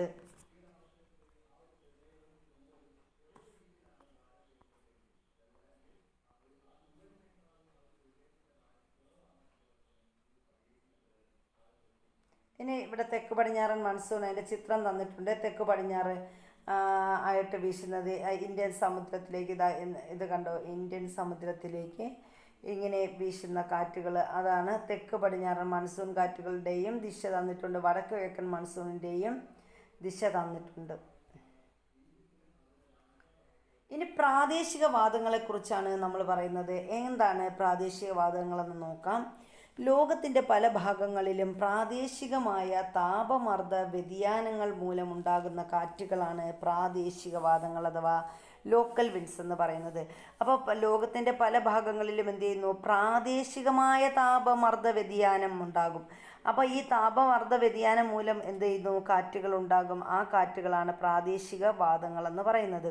പ്രാദേശികവാദങ്ങളിലേറെയും കാലികമാണ്. അപ്പോൾ പ്രാദേശികവാദങ്ങളുടെ പ്രത്യേകത എന്താണ്, ഈ പ്രാദേശികവാദങ്ങളിലേറെയും കാലികമാണ്. അതത് പ്രാദേശിക നാമങ്ങളിലാണ് ഈ കാറ്റുകൾ അറിയപ്പെടുന്നത്. ചില പ്രാദേശികവാദങ്ങളെ സംബന്ധിച്ച വസ്തുതകൾ ഇവിടെ പട്ടികയിൽ തന്നിട്ടുണ്ട്. എന്തൊക്കെയാണെന്ന് നോക്കാം. പ്രാദേശികവാദങ്ങൾ, അത് വീശുന്ന പ്രദേശം, അതിൻ്റെ സവിശേഷതകൾ നമുക്ക് നോക്കാം. പ്രാദേശികവാദങ്ങളിൽ ഒന്നാമത്തേതാണ് ലൂ എന്ന് പറയുന്നത്. ലൂ കാറ്റുകൾ ഇത് വീശുന്നത് എവിടെയാണ്, ഉത്തരേന്ത്യൻ സമതലത്തിൽ വീശുന്ന കാറ്റുകളാണ് ലൂ. അപ്പം ലൂ എവിടെയാണ് വീശുന്നത്, ഉത്തരേന്ത്യൻ സമതലത്തിലാണ്. ഇതിൻ്റെ സവിശേഷത, ഈ ലൂ എന്ന് പറയുന്നത് ഒരു ഉഷ്ണക്കാറ്റാണ്. അപ്പോൾ നമുക്ക് പറയാം ഉത്തരേന്ത്യൻ സമതലത്തിൽ വീശുന്ന ഒരു ഉഷ്ണക്കാറ്റാണ് ലൂ. ഇനി രണ്ടാമത്തത് ചിനൂക്ക്. വടക്കേ അമേരിക്കയിലെ റോക്കി പർവ്വത ചെരുവിൽ വീശുന്ന കാറ്റുകളാണ് നമ്മുടെ ചിനൂക്ക് എന്ന് പറയുന്നത്. അപ്പോൾ ചിനൂക്ക് വീശുന്നത് എവിടെയാണ്, വടക്കേ അമേരിക്കയിലെ റോക്കി പർവ്വത ചെരുവിൽ വീശുന്ന കാറ്റുകളാണ് ചിനൂക്ക്. ഇതിൻ്റെ സവിശേഷത എന്ന് പറയുന്നത് ഇതൊരു വരണ്ട ഉഷ്ണക്കാറ്റാണ് ചിനൂക്ക്.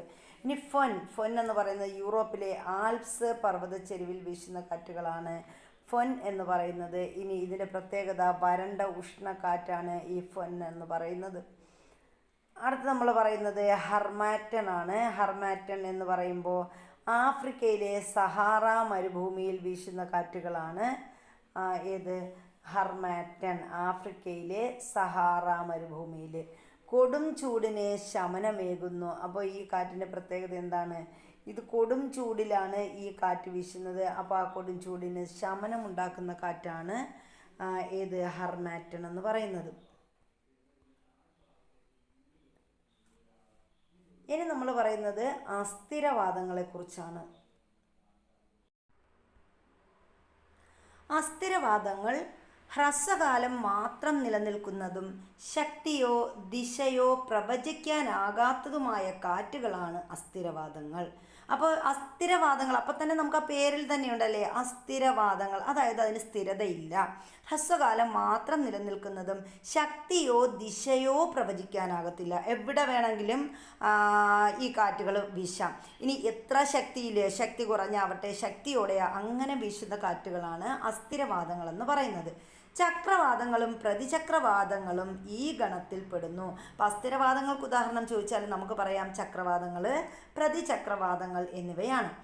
ഇനി ചക്രവാതങ്ങൾ എന്താണെന്ന് നോക്കാം. അപ്പോൾ ചക്രവാതങ്ങൾ ഇവിടെ ഒരു ചിത്രം തന്നിട്ടുണ്ട്. ഉത്തരാർദ്ധഗോളത്തിൽ നിന്നും വീശുന്ന കാറ്റുകളാണ് കേട്ടോ. അപ്പോൾ ഇത് ന്യൂനമർദ്ദം മൂലമാണ് വീശുന്നതെന്നൊക്കെ നമുക്കിവിടെ ചിത്രത്തിൽ തന്നിട്ടുണ്ട്. ഇനി എന്താണെന്ന് ഡീറ്റെയിൽ ആയിട്ട് തരുന്നുണ്ട്, നോക്കാം. ന്യൂനമർദ്ദ കേന്ദ്രങ്ങളിലേക്ക് ചുറ്റുപാടുകളിൽ നിന്നും ശക്തമായി കാറ്റ് ചുഴറ്റി വീശുന്ന വ്യവസ്ഥകളാണ് ചക്രവാതങ്ങൾ. അപ്പോൾ ഇത് കണ്ടോ, ഇതാണ് ന്യൂനമർദ്ദം. അപ്പോൾ ഇവിടെ നിന്ന് എന്ത് ചെയ്യുന്നു, ഈ ചുറ്റുപാടിൽ നിന്ന് കാറ്റുകൾ ഇതുപോലെ വീശി എന്ത് ചെയ്യുന്നു, ഈ ഒരു കേന്ദ്രത്തിൽ എത്തുന്നു. അങ്ങനെ വീശുന്ന കാറ്റുകളാണ് ചക്രവാതങ്ങൾ എന്ന് പറയുന്നത്. ഉഷ്ണമേഖലയിൽ രൂപം കൊള്ളുന്ന ചക്രവാതങ്ങൾക്ക് മിതോഷ്ണമേഖലാ ചക്രവാതങ്ങളെ അപേക്ഷിച്ച് വ്യാപ്തി കുറവാണെങ്കിലും കൂടുതൽ വിനാശകാരികളാണ്. അപ്പോൾ ചക്രവാതങ്ങളുടെ പ്രത്യേകത കൂടുതൽ വിനാശകാരികളാണ് ഈ ചക്രവാതങ്ങൾ. ഇത് ഉഷ്ണമേഖലയിലാണ് രൂപം കൊള്ളുന്നത്, അത് ഓർത്ത് വയ്ക്കുക. അപ്പോൾ ചക്രവാതങ്ങൾ രൂപം കൊള്ളുന്നത് ഉഷ്ണമേഖലയിലാണ്. ഇനി മിതോഷ്ണമേഖലാ ചക്രവാതങ്ങളെ അപേക്ഷിച്ച് വ്യാപ്തി കുറവാണ് ഏതിന്, നമ്മുടെ ചക്രവാതങ്ങൾക്ക്. അതുപോലെ ഇത് എന്താണ്, കൂടുതൽ വിനാശകാരികളാണ്. ഉഷ്ണമേഖലയിലെ സമുദ്രങ്ങൾക്ക് മുകളിലാണ് ഉഷ്ണമേഖലാ ചക്രവാതങ്ങൾ രൂപം കൊള്ളുന്നത്. അപ്പോൾ നമ്മൾ കഴിഞ്ഞ ക്ലാസ്സിൽ പറഞ്ഞായിരുന്നു ലാബ്രഡോർ അങ്ങനെയൊക്കെയുള്ള അങ്ങനെയൊക്കെയുള്ള സമുദ്രങ്ങളുണ്ടല്ലോ, ഉഷ്ണമേഖലാ സമുദ്രങ്ങൾ. ഈ ഉഷ്ണമേഖലയിലെ സമുദ്രങ്ങൾക്ക് മുകളിലായിട്ട് രൂപം കൊള്ളുന്ന കാറ്റുകൾ അസ്ഥിരവാദങ്ങളാണ്. ഏതെന്ന് പറയുന്നത് ഉഷ്ണമേഖലാ ചക്രവാതങ്ങൾ എന്ന് പറയുന്നത്. ഉത്തരാർദ്ധഗോളത്തിൽ വടക്ക് പടിഞ്ഞാറ് ദിശയിൽ നീങ്ങുന്ന ഉഷ്ണമേഖലാ ചക്രവാതങ്ങൾ തീരം തൊടുന്നതോടെ നിർജീവമാകുന്നു. അപ്പോൾ ഇത് എങ്ങനെയാണ് രൂപം കൊള്ളുന്നത്? നമ്മുടെ ഉത്തരാർദ്ധഗോളത്തിൽ വടക്ക് പടിഞ്ഞാറ് ദിശയിൽ നീങ്ങുന്ന ചക്രവാതങ്ങളാണ് ഉഷ്ണമേഖലാ ചക്രവാതങ്ങൾ. ഇനി ഇതിൻ്റെ പ്രത്യേകത എന്ന് പറഞ്ഞാൽ ഇതിങ്ങനെ ഈ ചക്രവാതങ്ങൾ വടക്ക് പടിഞ്ഞാറ് ദിശയിൽ ഇങ്ങനെ നീങ്ങി ഇത് തീരം തൊടുന്നതോടെ എന്ത് ചെയ്യുന്നു, നിർജീവമാകുന്നു. അതിൻ്റെ വീര്യമെല്ലാം പോയി അതങ്ങനെ നിർജീവമാകും. കരയിലെ താപസാഹചര്യങ്ങൾ കടലിൽ നിന്നും വ്യത്യസ്തമായതും കരയിൽ ഘർഷണം കൂടുതലായതുമാണ് ഉഷ്ണമേഖലാ ചക്രവാതങ്ങൾ കരയിൽ കയറുന്നതോടെ നിർജീവമാകാൻ കാരണം. അപ്പോൾ കര തൊടുമ്പോൾ ഉഷ്ണമേഖലാ ചക്രവാതങ്ങൾ നിർജീവമാകാൻ കാരണം എന്തെന്ന് ചോദിച്ചാൽ നമുക്ക് പറയാൻ സാധിക്കും എന്തൊക്കെയാണ്? കരയിലെ താപസാഹചര്യങ്ങൾ കടലിൽ നിന്നും വ്യത്യസ്തമാണ്. അപ്പോൾ കടലിലതുപോലെയാണോ താപം കടലിലുള്ളത്? അല്ല. അപ്പോൾ അത് വ്യത്യസ്തമാണ്. അതുപോലെ കരയിൽ എന്ത് കൂടുതലാണ്? ഘർഷണം കൂടുതലാണ്. അതുകൊണ്ടാണ് ഉഷ്ണമേഖലാ ചക്രവാതങ്ങൾ എന്ത് ചെയ്യുന്നത്, കരയിൽ കയറുന്നതോടെ നിർജീവമാകാൻ കാരണം. തീരദേശങ്ങളിൽ അതിശക്തമായ ചുഴലിക്കാറ്റുകൾക്കും മഴയ്ക്കും കാരണമാകുന്ന ഉഷ്ണമേഖലാ ചക്രവാതങ്ങളെ ലോകത്തിൻ്റെ വിവിധ ഭാഗങ്ങളിൽ ഹരിക്കെയിൻസ്, ടൈഫൂൺസ്, വില്ലിവില്ലീസ്, ടൊർണാഡോ തുടങ്ങിയ പേരുകളിൽ അറിയപ്പെടുന്നു. അപ്പോൾ പ്രധാനപ്പെട്ട ഉഷ്ണമേഖലാ ചക്രവാതങ്ങൾ ഏതൊക്കെയാണ് എന്ന് ചോദിച്ചാൽ നമുക്ക് പറയാം ഏതൊക്കെയാണ്? ഹരിക്കെയിൻസ് ഉണ്ട്, അതുപോലെ ടൈഫൂൺസ്, വില്ലീസ്, ടൊർണാഡോ തുടങ്ങിയ പേരുകളിൽ അറിയപ്പെടുന്നത് ഇവയൊക്കെ എന്താണ്? ഉഷ്ണമേഖലാ ചക്രവാതങ്ങളാണ്. ചിലപ്പോൾ ഇതിൽ 4 തന്നിട്ട് 3 തന്നിട്ട് വേറൊരെണ്ണം തെറ്റിച്ച് തരാം. അപ്പോൾ ഇത് 4 നമ്മൾ എന്താണ് അറിഞ്ഞിരിക്കണം? ഹരിക്കെയിൻസ്, ടൈഫൂൺസ്, വില്ലീസ്, ടൊർണാഡോ ഇതൊക്കെയാണ് ഉഷ്ണമേഖലാ ചക്രവാതങ്ങൾ എന്ന് പറയുന്നത്. മിതോഷ്ണ മേഖലയിൽ ഉഷ്ണവായുവും ശീതവായുവും സന്ധിക്കുന്ന വാതമുഖങ്ങളിലാണ് മിതോഷ്ണ മേഖലാ ചക്രവാതങ്ങൾ ജന്മമെടുക്കുന്നത്. മിതോഷ്ണ മേഖലാ ചക്രവാതങ്ങൾ എവിടെയാണ് ജന്മമെടുക്കുന്നതെന്ന് ചോദിച്ചാൽ നമുക്ക് പറയാം, മിതോഷ്ണ മേഖലയിൽ ഉഷ്ണവായുവും ശീതവായുവും സന്ധിക്കുന്ന വാതമുഖങ്ങളിൽ രൂപമെടുക്കുന്ന ചക്രവാതങ്ങളെയാണ് നമ്മൾ എന്തെന്ന് പറയുന്നത്? മിതോഷ്ണ മേഖലാ ചക്രവാത. പേര് തന്നെയുണ്ട്, ശീതവും അതുപോലെ ഉഷ്ണവായുവും ശീതവായുവും, അതാണ് മിതോഷ്ണ മേഖലാ ചക്രവാതങ്ങൾ എന്ന് പറയുന്നത്. ഉഷ്ണമേഖലാ ചക്രവാതങ്ങളെ അപേക്ഷിച്ച് മിതോഷ്ണ മേഖലാ ചക്രവാതങ്ങളുടെ വ്യാപ്തി കൂടുതലാണെങ്കിലും ഇത് വിനാശകാരികളല്ല. അപ്പം മിതോഷ്ണ മേഖലാ ചക്രവാതങ്ങളുടെ പ്രത്യേകത എന്ന് പറഞ്ഞാൽ എന്താണ്? വ്യാപ്തി കൂടുതലാണ്, പക്ഷേ ഇതെന്തല്ല? വിനാശകാരികളല്ല. ഉഷ്ണമേഖലാ ചക്രവാതങ്ങളിൽ നിന്നും വ്യത്യസ്തമായി ഇത്തരം ന്യൂനമർദ്ദ വ്യവസ്ഥകൾക്ക് വൻകരകൾക്ക് മുകളിലൂടെയും നീങ്ങാൻ കഴിയുന്നു. അപ്പോൾ ഉഷ്ണമേഖലാ ചക്രവാതങ്ങളിൽ നിന്നും വ്യത്യസ്തമാണ് മിതോഷ്ണ മേഖലാ ചക്രവാതങ്ങൾ. ഇതിൻ്റെ പ്രത്യേകത എന്താണ്? ഈ മിതോഷ്ണ മേഖലാ ചക്രവാതങ്ങൾക്ക് ന്യൂനമർദ്ദ വ്യവസ്ഥകൾക്ക് വൻകരകൾക്ക് മുകളിലൂടെ നീങ്ങാൻ കഴിയുന്നു. അപ്പോൾ ഈ മിതോഷ്ണ മേഖല ന്യൂനമർദ്ദ വ്യവസ്ഥകൾക്ക് എന്ത് ചെയ്യാൻ പറ്റും? വൻകരകൾക്ക് മുകളിലൂടെ നീങ്ങാൻ കഴിയും. ഉത്തരാർദ്ധഗോളത്തിൽ ചക്രവാതങ്ങളിലെ വായുപ്രവാഹം എതിർ ഘടികാര ദിശയിലും ദക്ഷിണാർദ്ധഗോളത്തിൽ ഘടികാര ദിശയിലുമാണ്. അത് ഓർത്ത് വയ്ക്കുക, സ്റ്റേറ്റ്മെൻ്റ് ആയിട്ട് ചോദിക്കാം. എങ്ങനെയാണ്? ഉത്തരാർദ്ധഗോളത്തിൽ ചക്രവാതങ്ങളിലെ വായുപ്രവാഹം, ചിലപ്പോൾ എന്നിട്ട് പറയും ഘടികാര ദിശയിൽ എന്ന് പറയും. തെറ്റാണ്. ഉത്തരാർദ്ധഗോളത്തിൽ എന്ന് പറഞ്ഞാൽ എന്താണ്?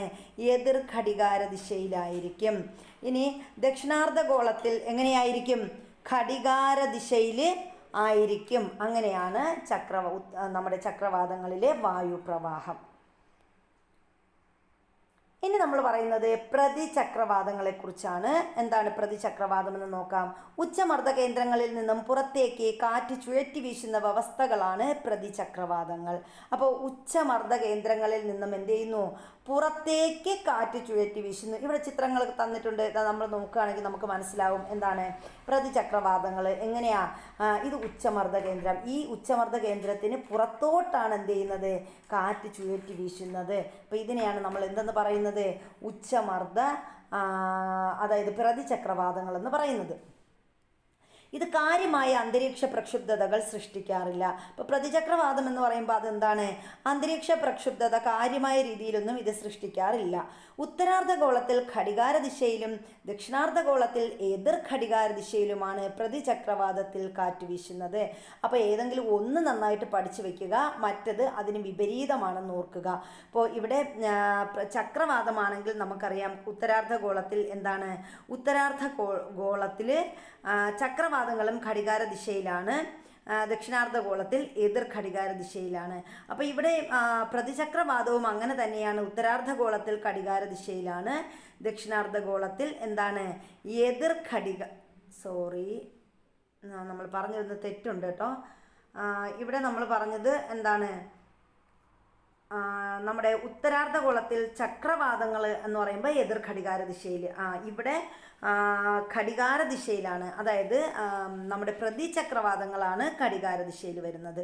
അപ്പം നേരെ ചക്രവാതങ്ങളാണെങ്കിൽ ഏതാണ്? ഉത്തരാർദ്ധഗോളത്തിൽ വരുമ്പോൾ എതിർ ഘടികാര ദിശയിലാണ് ചക്രവാതങ്ങൾ, എതിർ ഘടികാര ദിശയിൽ.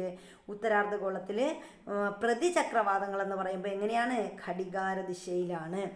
അങ്ങനെ ഓപ്പോസിറ്റായിട്ട് ചിന്തിക്കുക. ഇനി ദക്ഷിണാർദ്ധഗോളത്തിൽ എങ്ങനെയാണ്? ചക്രവാതങ്ങൾ ഘടികാര ദിശയിലും പ്രതിചക്രവാതങ്ങൾ എതിർ ഘടികാര ദിശയിലുമാണ്. അപ്പോൾ അതൊന്ന് ശ്രദ്ധിച്ചോളണേ.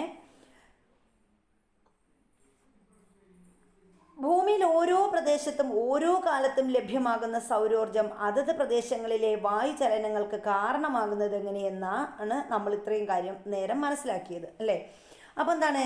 ഓരോ പ്രദേശത്തും ഓരോ കാലത്തും ലഭ്യമാകുന്ന സൗരോർജം വ്യത്യസ്തമാണെന്ന് നമ്മൾ ഈ ചാപ്റ്റർ തുടങ്ങിയപ്പോഴേ നമ്മൾ പഠിച്ചായിരുന്നു.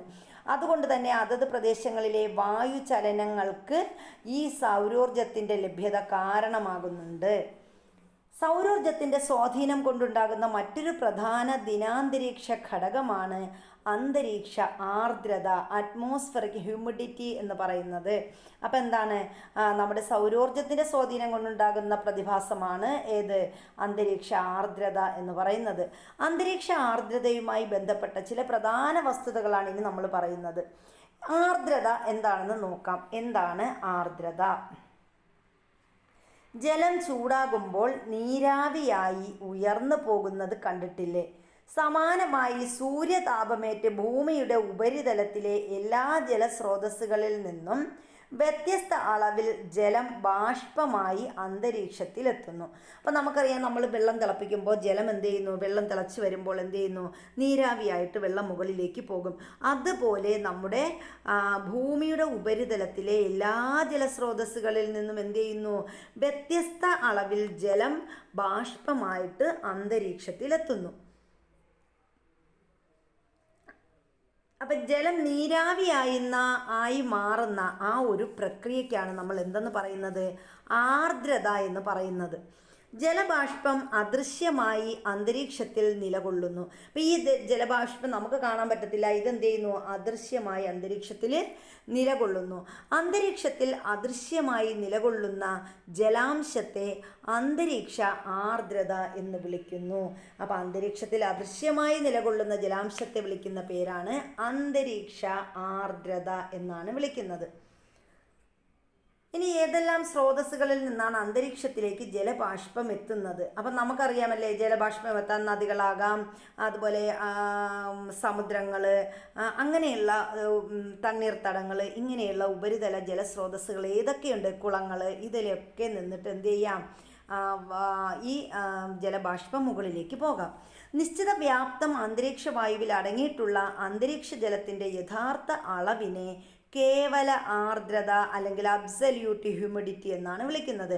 അപ്പം എന്താണ് അബ്സല്യൂട്ട് ഹ്യൂമിഡിറ്റി അല്ലെങ്കിൽ കേവല ആർദ്രത എന്ന് പറഞ്ഞാൽ, നിശ്ചിത വ്യാപ്തം അന്തരീക്ഷ വായുവിൽ അടങ്ങിയിട്ടുള്ള എന്താണ്, അന്തരീക്ഷ ജലത്തിൻ്റെ യഥാർത്ഥ അളവ്, അതിൻ്റെ അളവാണ് പറയുന്നത്. അളവിനെയാണ് നമ്മൾ എന്തെന്ന് പറയുന്നത്, കേവല ആർദ്രത എന്ന് പറയുന്നത്. അതായത് ഇത്രയേ ഉള്ളൂ, നിശ്ചിത വ്യാപ്ത അന്തരീക്ഷ വായുവിൽ അടങ്ങിയിട്ടുള്ള അന്തരീക്ഷ ജലത്തിൻ്റെ യഥാർത്ഥ അളവ്. ഇപ്പം നമ്മൾ ഈ അന്തരീക്ഷത്തിലെ ജലത്തിൻ്റെ അളവ് എത്രയാണ്, അതിനെയാണ് നമ്മൾ എന്തെന്ന് പറയുന്നത്, കേവല ആർദ്രത എന്ന് വിളിക്കുന്നത്. ഓരോ പ്രദേശത്തെയും അന്തരീക്ഷ താപനിലയ്ക്കും ജലസ്രോതസ്സുകളുടെ ലഭ്യതയ്ക്കും അനുസരിച്ച് അന്തരീക്ഷ ജലത്തിൻ്റെ അളവിൽ ഏറ്റക്കുറച്ചിലുകൾ ഉണ്ടാകുന്നു. അപ്പോൾ ഓരോ പ്രദേശത്തെയും അന്തരീക്ഷ താപനിലയ്ക്കും ജലസ്രോതസ്സുകളുടെ ലഭ്യതയ്ക്കും അനുസരിച്ച് എന്ത് ചെയ്യുന്നു, ഈ അന്തരീക്ഷ ജലത്തിൻ്റെ അളവിൽ ഏറ്റക്കുറച്ചിലുകൾ, അത് ചിലപ്പോൾ കൂടാൻ ചിലപ്പോൾ കുറയാം. ഒരു നിശ്ചിത ഊഷ്മാവിൽ അന്തരീക്ഷ വായുവിന് ഉൾക്കൊള്ളാൻ കഴിയുന്ന ജലബാഷ്പത്തിനൊരു പരിധിയുണ്ട്. അപ്പോൾ ഒരു നിശ്ചിത ഊഷ്മാവിൽ അന്തരീക്ഷ വായുവിന് ഉൾക്കൊള്ളാൻ കഴിയുന്ന ജലബാഷ്പത്തിന് എന്തുണ്ട്, ഒരു പരിധിയുണ്ട്. ഒരു നിശ്ചിത സമയത്ത് നിശ്ചിത ഊഷ്മാവിൽ അന്തരീക്ഷ വായുവിൽ അടങ്ങിയിട്ടുള്ള ജലത്തിൻ്റെ യഥാർത്ഥ അളവും ആ നിർണായക ഊഷ്മാവിൽ വായുവിന് ആകെ ഉൾക്കൊള്ളാൻ കഴിയുന്ന പരമാവധി ജലാംശവും തമ്മിലുള്ള അനുപാതമുണ്ടല്ലോ, ആ അനുപാതത്തെയാണ് ആപേക്ഷിക ആർദ്രത എന്ന് പറയുന്നത്. അപ്പോൾ നമ്മളിവിടെ എന്തൊക്കെ പറഞ്ഞു, നമ്മളിവിടെ കേവല ആർദ്രത പഠിച്ചു. അടുത്ത് നമ്മൾ പറഞ്ഞത് എന്താണ്, ആപേക്ഷിക ആർദ്രത. അപ്പോൾ എന്താണ് ആപേക്ഷിക ആർദ്രത എന്ന് നമുക്ക് നോക്കാം. നമ്മൾ പറഞ്ഞത് ഇത്രയേ ഉള്ളൂ, ഒരു നിശ്ചിത സമയത്ത് നിശ്ചിത ഊഷ്മാവിൽ അന്തരീക്ഷ വായുവിൽ അടങ്ങിയിട്ടുള്ള ജലത്തിൻ്റെ യഥാർത്ഥ അളവും ആ നിർണായക ഊഷ്മാവിൽ വായുവിന് ആകെ ഉൾക്കൊള്ളാൻ കഴിയുന്ന പരമാവധി ജലാംശവും തമ്മിലുള്ള അനുപാതത്തെയാണ് നമ്മൾ എന്തെന്ന് പറയുന്നത്, ആപേക്ഷിക ആർദ്രത എന്ന് പറയുന്നത്. ഇത് ശതമാനത്തിലാണ്, ആപേക്ഷിക ആർദ്രത കണക്കാക്കുന്നത് ശതമാനത്തിലാണ് കേട്ടോ. അതെങ്ങനെ നമുക്ക് കണക്കാക്കാമെന്ന് പറഞ്ഞാൽ, ആപേക്ഷിക ആർദ്രത സമം കേവല ആർദ്രത, നമ്മൾ പറഞ്ഞല്ലോ ഉൾക്കൊള്ളാൻ കഴിയുന്ന ആ ഒരു അളവ്, ആ കേവല ആർദ്രത ഭാഗം എന്ത്, അന്തരീക്ഷത്തിൻ്റെ ആകെ ജലാകരണ ശേഷി ഇൻറ്റു 100. ഇതിനെ 100 കൊണ്ട് ഗുണിക്കുമ്പോൾ നമുക്ക് എന്ത് കിട്ടും, ആപേക്ഷിക ആർദ്രത കിട്ടും. ഇനി ഹൈഗ്രോമീറ്ററുമുണ്ട്, വെറ്റ് ആൻഡ് ഡ്രൈ ബൾബ് തെർമോമീറ്ററുമുണ്ട്. അപ്പോൾ എന്താണെന്ന് നോക്കാം. അന്തരീക്ഷ ആർദ്രത അളക്കുന്ന ഉപകരണമാണ് ഹൈഗ്രോമീറ്റർ. അപ്പോൾ അന്തരീക്ഷത്തിൻ്റെ ആർദ്രത അളക്കുന്ന ഉപകരണത്തിന് പറയുന്ന പേരെന്താണ്? അതാണ് ഹൈഗ്രോമീറ്റർ എന്ന് പറയുന്നത്. ഇനി wet and dry bulb thermometer എന്താണ് പറയുന്നത്? വെറ്റ് ആൻഡ് ഡ്രൈ ബൾബ് തെർമോമീറ്ററിൽ രേഖപ്പെടുത്തുന്ന താപവ്യത്യാസം ഉപയോഗപ്പെടുത്തിയും ആപേക്ഷിക ആർദ്രത കണക്കാക്കാം. അപ്പോൾ അന്തരീക്ഷ ആർദ്രത അളക്കുന്നത് ഹൈഗ്രോമീറ്റർ ആണ്. ഇനി ആപേക്ഷിക ആർദ്രത കണക്കാക്കുന്നത് ഏതിൻ്റെ സഹായത്താലാണ്? വെറ്റ് ആൻഡ് ഡ്രൈ ബൾബ് തെർമോമീറ്ററിൽ രേഖപ്പെടുത്തുന്ന താപവ്യത്യാസം ഉപയോഗപ്പെടുത്തി നമുക്ക് എന്ത് ചെയ്യാം? ആപേക്ഷിക ആർദ്രത കണക്കാക്കാം. അന്തരീക്ഷം പൂർണ്ണമായും ജലപൂരിതമാകുന്ന അവസ്ഥയെ നമ്മൾ എന്തെന്ന് പറയുന്നു? പൂരിതാവസ്ഥ എന്ന് പറയുന്നു. അപ്പോൾ ഇതൊക്കെ നമ്മുടെ പഴയ 9ാം ക്ലാസ്സിൻ്റെ ടെക്സ്റ്റിൽ കൊടുത്തിട്ടുള്ളതാണ് കേട്ടോ. 9ാം ക്ലാസ്സിൻ്റെ പഴയ ടെക്സ്റ്റിൽ ഇതെല്ലാം ഡീറ്റെയിൽ ആയിട്ട് പറഞ്ഞിട്ടുണ്ട്. ഈ പൂരിതാവസ്ഥയും പൂരിതാംഗവും ഒക്കെ പറഞ്ഞിട്ടുണ്ട്. അപ്പോൾ അന്തരീക്ഷം പൂർണ്ണമായും ജലപൂരിതമാകുന്ന അവസ്ഥയെ നമ്മൾ എന്തെന്ന് പറയുന്നു? സാച്ചുറേഷൻ ലെവൽ അല്ലെങ്കിൽ പൂരിതാവസ്ഥ എന്ന് പറയുന്നു. ഈ പൂരിതാവസ്ഥ എന്നും അന്തരീക്ഷം ജലപൂരിതമാകുന്ന നിർണായക ഊഷ്മാവിനെയാണെങ്കിൽ അതിനെ എന്തെന്ന് പറയും? പൂരിതാംഗം അല്ലെങ്കിൽ സാച്ചുറേഷൻ പോയിന്റ് എന്നും വിളിക്കുന്നു. അപ്പോൾ ഇവിടെ സാച്ചുറേഷൻ ലെവലും സാച്ചുറേഷൻ പോയിന്റും എന്താണെന്ന് ചോദിക്കാം. അപ്പോൾ സാച്ചുറേഷൻ ലെവൽ അല്ലെങ്കിൽ പൂരിതാവസ്ഥ എന്ന് പറഞ്ഞാൽ എന്താണ്? അന്തരീക്ഷം പൂർണ്ണമായും ജലപൂരിതമാകുന്ന അവസ്ഥയാണ് പൂരിതാവസ്ഥ. ഇനി പൂരിതാംഗം എന്ന് പറഞ്ഞാൽ എന്താണ്? ഈ അന്തരീക്ഷം ജലപൂരിതമാകുന്ന നിർണായക ഊഷ്മാവിനെയാണ് നമ്മൾ എന്തെന്ന് പറയുന്നത്?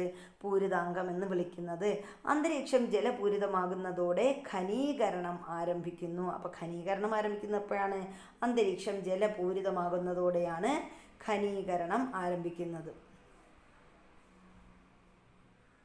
ഇനി നമ്മളടുത്ത് എന്താണ് ഖനീകരണം എന്നാണ് പറയുന്നത്. അന്തരീക്ഷ ജലാംശം ഖനീഭവിച്ച് ജലകണികകളായി മാറുമ്പോൾ മാത്രമാണ് അന്തരീക്ഷത്തിലെ ജലസാന്നിധ്യം നമുക്ക് ദൃശ്യമാകുന്നത്. ഖനീകരണത്തിൻ്റെ വിവിധ രൂപങ്ങൾ നമ്മളിവിടെ പറഞ്ഞിട്ടുണ്ട്. അപ്പോൾ ഖനീകരണ രൂപങ്ങൾ ഏതൊക്കെയാണ്? അതിലൊന്നാമത്തതാണ് തുഷാരം, രണ്ടാമത്തത് ഹിമം, മൂന്നാമത്തത് മൂടൽമഞ്ഞ്, നാലാമത്തത് മേഘം. ഇങ്ങനെ 4 അവസ്ഥകളാണ് ആർക്കുള്ളത്? ഖനീകരണത്തിനുള്ളത്. ഏതൊക്കെയാണ് ഖനീകരണത്തിൻ്റെ 4 അവസ്ഥകൾ? 1 തുഷാരം, രണ്ടാമത്തത് ഹിമം, 3 മൂടൽമഞ്ഞ്, നാലാമത്തത് മേഘം. ഇനി എന്താണ് തുഷാരം എന്നും എന്താണ് ഹിമമെന്നും മൂടൽമഞ്ഞെന്നും ഒക്കെ നമ്മൾ പറയുന്നുണ്ട്. തുഷാരം എന്ന് പറഞ്ഞാൽ രാത്രികാലത്ത് ഭൗമോപരിതലം തണുക്കുന്നതിനെ തുടർന്ന് ഉപരിതലത്തോട് ചേർന്ന് സ്ഥിതി ചെയ്യുന്ന അന്തരീക്ഷ ഭാഗവും തണുക്കുന്നു. അപ്പോൾ രാത്രി എന്ത് ചെയ്യുന്നു? നമ്മുടെ ഭൗമോപരിതലം നമുക്കറിയാം, രാത്രി പകൽ പോലെ ചൂടല്ലല്ലോ. രാത്രി നല്ല തണുപ്പായിരിക്കും. പല കാലാവസ്ഥയിലും പല രീതിയിലാണ്. അപ്പോൾ ഈ രാത്രി കാലത്ത് എന്ത് ചെയ്യുന്നു? ഭൗമോപരിതലം തണുക്കുന്നതിനെ തുടർന്ന് ഉപരിതലത്തോട് ചേർന്ന് സ്ഥിതി ചെയ്യുന്ന അന്തരീക്ഷ ഭാഗവും എന്ത് ചെയ്യുന്നു? തണുക്കുന്നു. നീരാവി ഘനീഭവിച്ച് തുള്ളികളായിട്ട് എന്ത് ചെയ്യും? പുൽക്കൊടികളിലും ഇലകളിലും മറ്റും തണുത്ത പ്രതലങ്ങളിലും പറ്റിപ്പിടിക്കുന്നു. അപ്പം നീരാവി എന്ത് ചെയ്യും? ഘനീഭവിച്ച് വെള്ളത്തുള്ളികളായി അതെന്ത് ചെയ്യും? പുൽക്കൊടികളിലും ഇലകളിലും മറ്റും തണുത്ത പ്രതലങ്ങളിൽ പറ്റിപ്പിടിച്ചിരിക്കും.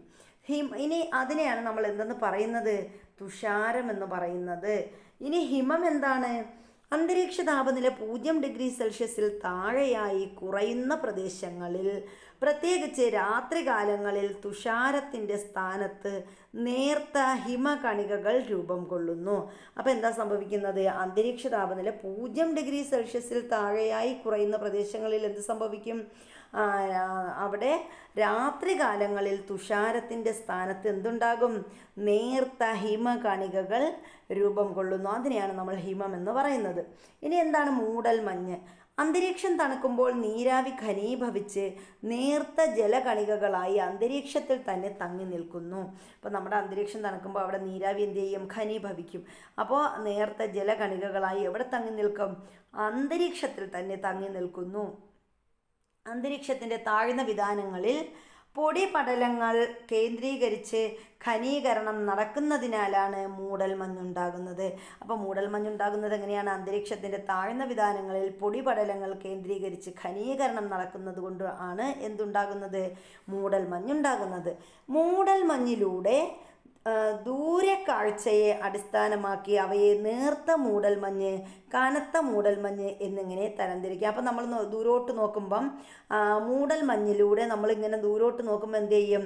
ചിലപ്പോൾ നമുക്ക് ദൂരക്കാഴ്ചയെ അടിസ്ഥാനമാക്കി അവയെ നമ്മൾ നേർത്ത മൂടൽമഞ്ഞെന്നും കനത്ത മൂടൽമഞ്ഞെന്നും രണ്ടായി തരംതിരിക്കും. നേർത്ത മൂടൽമഞ്ഞെന്ന് പറഞ്ഞാൽ അതിനെ മിസ്റ്റ് എന്ന് പറയും. കടുത്ത മൂടൽമഞ്ഞാണെങ്കിൽ അല്ലെങ്കിൽ കനത്ത മൂടൽമഞ്ഞാണെങ്കിൽ അതിനെ നമ്മൾ ഫോഗ് എന്നും പറയാറുണ്ട്. ഇനി അടുത്ത് വരുന്നത് മേഘങ്ങളാണ്. എന്താ മേഘങ്ങളെന്ന് നോക്കാം. അന്തരീക്ഷത്തിലെ നേർത്ത പൊടിപടലങ്ങളെ കേന്ദ്രീകരിച്ച് ഘനീകരണം നടക്കുന്നതിലൂടെയാണ് മേഘങ്ങൾ ഉണ്ടാകുന്നത്. അപ്പോൾ മേഘങ്ങൾ അഥവാ ക്ലൗഡ്സ് രൂപപ്പെടുന്നത് എങ്ങനെയാണെന്ന് നമ്മൾ പറഞ്ഞു. അന്തരീക്ഷത്തിലെ നേർത്ത പൊടിപടലങ്ങളെ കേന്ദ്രീകരിച്ച് എന്ത് ചെയ്യുന്നു? ഘനീകരണം നടക്കുന്നു. അങ്ങനെയാണ് എന്തുണ്ടാകുന്നത്? മേഘങ്ങൾ ഉണ്ടാകുന്നത്.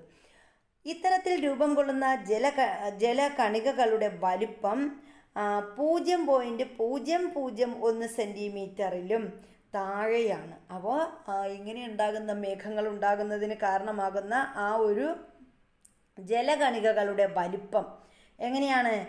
0.001 സെൻറ്റിമീറ്ററിലും താഴെയാണ്. അതിനാലാണ് അവ അന്തരീക്ഷത്തിൽ തന്നെ തങ്ങി നിൽക്കുന്നത്.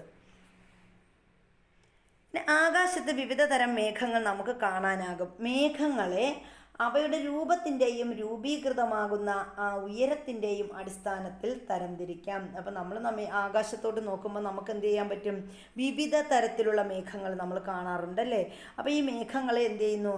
അവയുടെ രൂപത്തിൻ്റെ അടിസ്ഥാനത്തിലും രൂപീകൃതമാകുന്ന ഉയരത്തിൻ്റെയും അടിസ്ഥാനത്തിൽ നമ്മൾ എന്ത് ചെയ്തിട്ടുണ്ട്?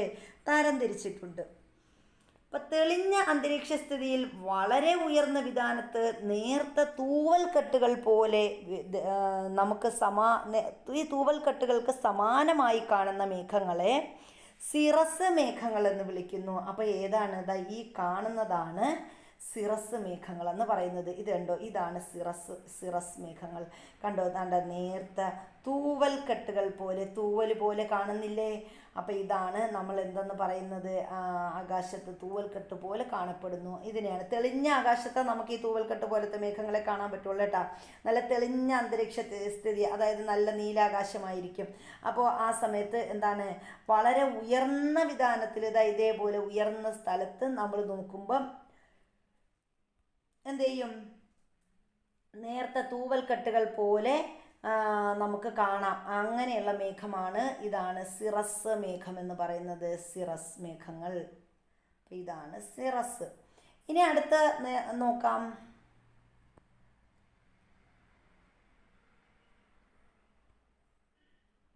താഴ്ന്ന വിതാനങ്ങളിൽ കനത്ത പാളികളായി രൂപപ്പെടുന്ന മേഘങ്ങളെ സ്ട്രാറ്റസ് മേഘങ്ങൾ എന്ന് വിളിക്കുന്നു. അപ്പോൾ സ്ട്രാറ്റസ് മേഘങ്ങൾ കാണപ്പെടുന്നത് താഴ്ന്ന വിതാനങ്ങളിലാണ്. ആകാശത്തിൻ്റെ താഴെ ഭാഗത്ത് കാണപ്പെടുന്നതാണ് ഈ സ്ട്രാറ്റസ് മേഘങ്ങൾ. അതെങ്ങനെയാണ്?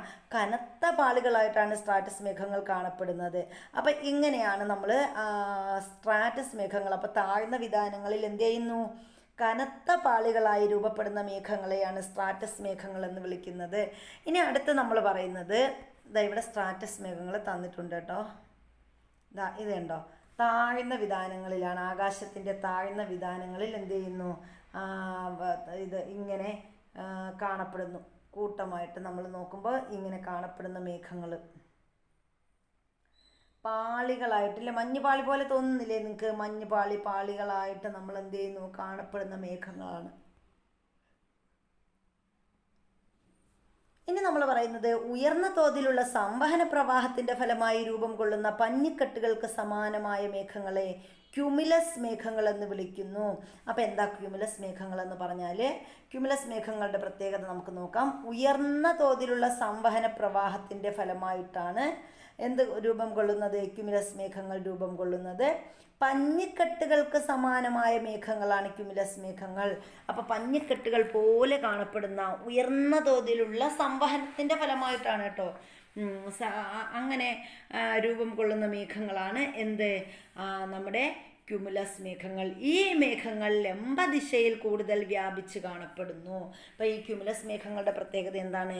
ലംബ മേഖലയിലാണ് കൂടുതൽ കാണപ്പെടുന്നത്. ഇത് കണ്ടോ, ലംബമായിട്ടല്ലേ കാണപ്പെടുന്നത്? ലംബ മേഖലയിൽ ഇതുപോലെ എന്താണ് കാണപ്പെടുന്ന മേഘങ്ങളാണ് എന്തെന്ന് പറയുന്നത്, നമ്മുടെ ക്യൂമുലസ് മേഘങ്ങളെന്ന് പറയുന്നത്.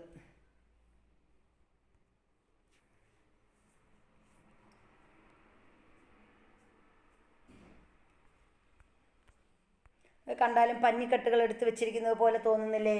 പഞ്ഞിക്കെട്ടുകൾ പോലെ കാണപ്പെടുന്നു. സംവഹനത്തിൻ്റെ ഫലമായിട്ടാണ് ഉണ്ടാകുന്നതെന്ന് ആലോചിക്കുക. അപ്പോൾ ഈ മേഘങ്ങളാണ് എന്ത്, സംവഹന ഫലമായി ഉണ്ടാകുന്ന മേഘങ്ങളാണ് ക്യൂമുലസ് മേഘങ്ങൾ. അടുത്ത് നമ്മൾ പറയുന്നത് താഴ്ന്ന വിതാനങ്ങളിൽ രൂപപ്പെടുന്ന ഇരുണ്ട മഴമേഘങ്ങളെ നിംബസ് മേഘങ്ങളെന്ന് വിളിക്കുന്നു. അപ്പം നിംബസ് മേഘങ്ങൾ ഉണ്ടാകുന്നത് താഴ്ന്ന വിതാനങ്ങളിലാണ്. മഴയൊക്കെ പെയ്യാനായിട്ട് നമ്മൾ പെയ്യാറാകുമ്പോൾ ആകാശത്തേക്ക് നോക്കുമ്പോൾ ഇപ്പം ഇങ്ങ് വീഴുമെന്ന് പറഞ്ഞിട്ട് താഴ്ന്ന വിതാനങ്ങളിൽ കാണപ്പെടുന്ന മേഘങ്ങൾ, ആ ഇരുണ്ട മേഘങ്ങളെയാണ് നമ്മൾ എന്തെന്ന് പറയുന്നത്, നിംബസ് മേഘങ്ങളെന്ന് പറയുന്നത്. നിംബസ് മേഘങ്ങളെന്ന് പറയുന്നത് മഴമേഘങ്ങളാണ്. സാന്ദ്രമായ ജലകണികകൾ സൂര്യപ്രകാശത്തെ കടത്തിവിടാത്തതിനാലാണ് ഇരുണ്ട നിറത്തിൽ കാണപ്പെടുന്നത്. അപ്പോൾ ഈ നിംബസ് മേഘങ്ങൾ ഇരുണ്ട നിറത്തിൽ കാണപ്പെടാൻ കാരണം എന്തെന്ന് ചോദിച്ചാൽ എന്തെന്ന് നമുക്ക് പറയാൻ കഴിയും, നമ്മുടെ സാന്ദ്രമായ ജലകണികകൾ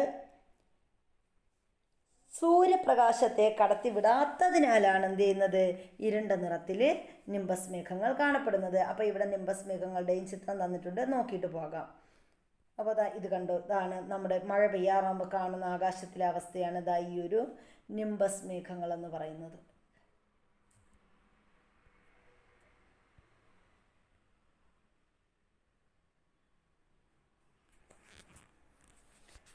ഇനി നമ്മൾ പറയുന്നത്,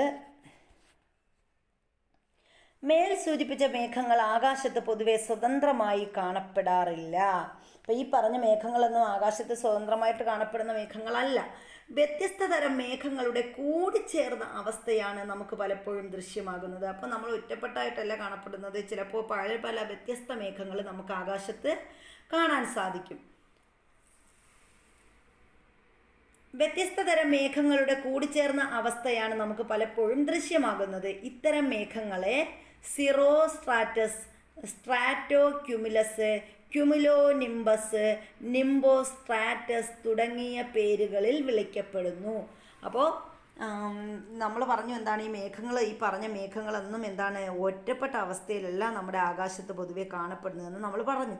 ഇനി ഇതിൻ്റെ പ്രത്യേകത എന്താണ്, ഇത് ചിലപ്പോൾ രണ്ട് മേഘങ്ങൾ കൂടി ചേർന്നായിരിക്കും കാണപ്പെടുന്നത്. അങ്ങനെയുള്ള മേഘങ്ങളെ പറയുന്നത് എന്തൊക്കെയാണ്, ഇപ്പോൾ സിറസും സ്ട്രാറ്റസും കൂടി ഒരുമിച്ച് കണ്ടാൽ അതിനെ സിറോ സ്ട്രാറ്റസ് എന്ന് പറയും. ഇനി സ്ട്രാറ്റസും ക്യുമുലസും കൂടി ഒരുമിച്ച് സ്ട്രാറ്റോ ക്യുമുലസ് എന്ന് പറയും.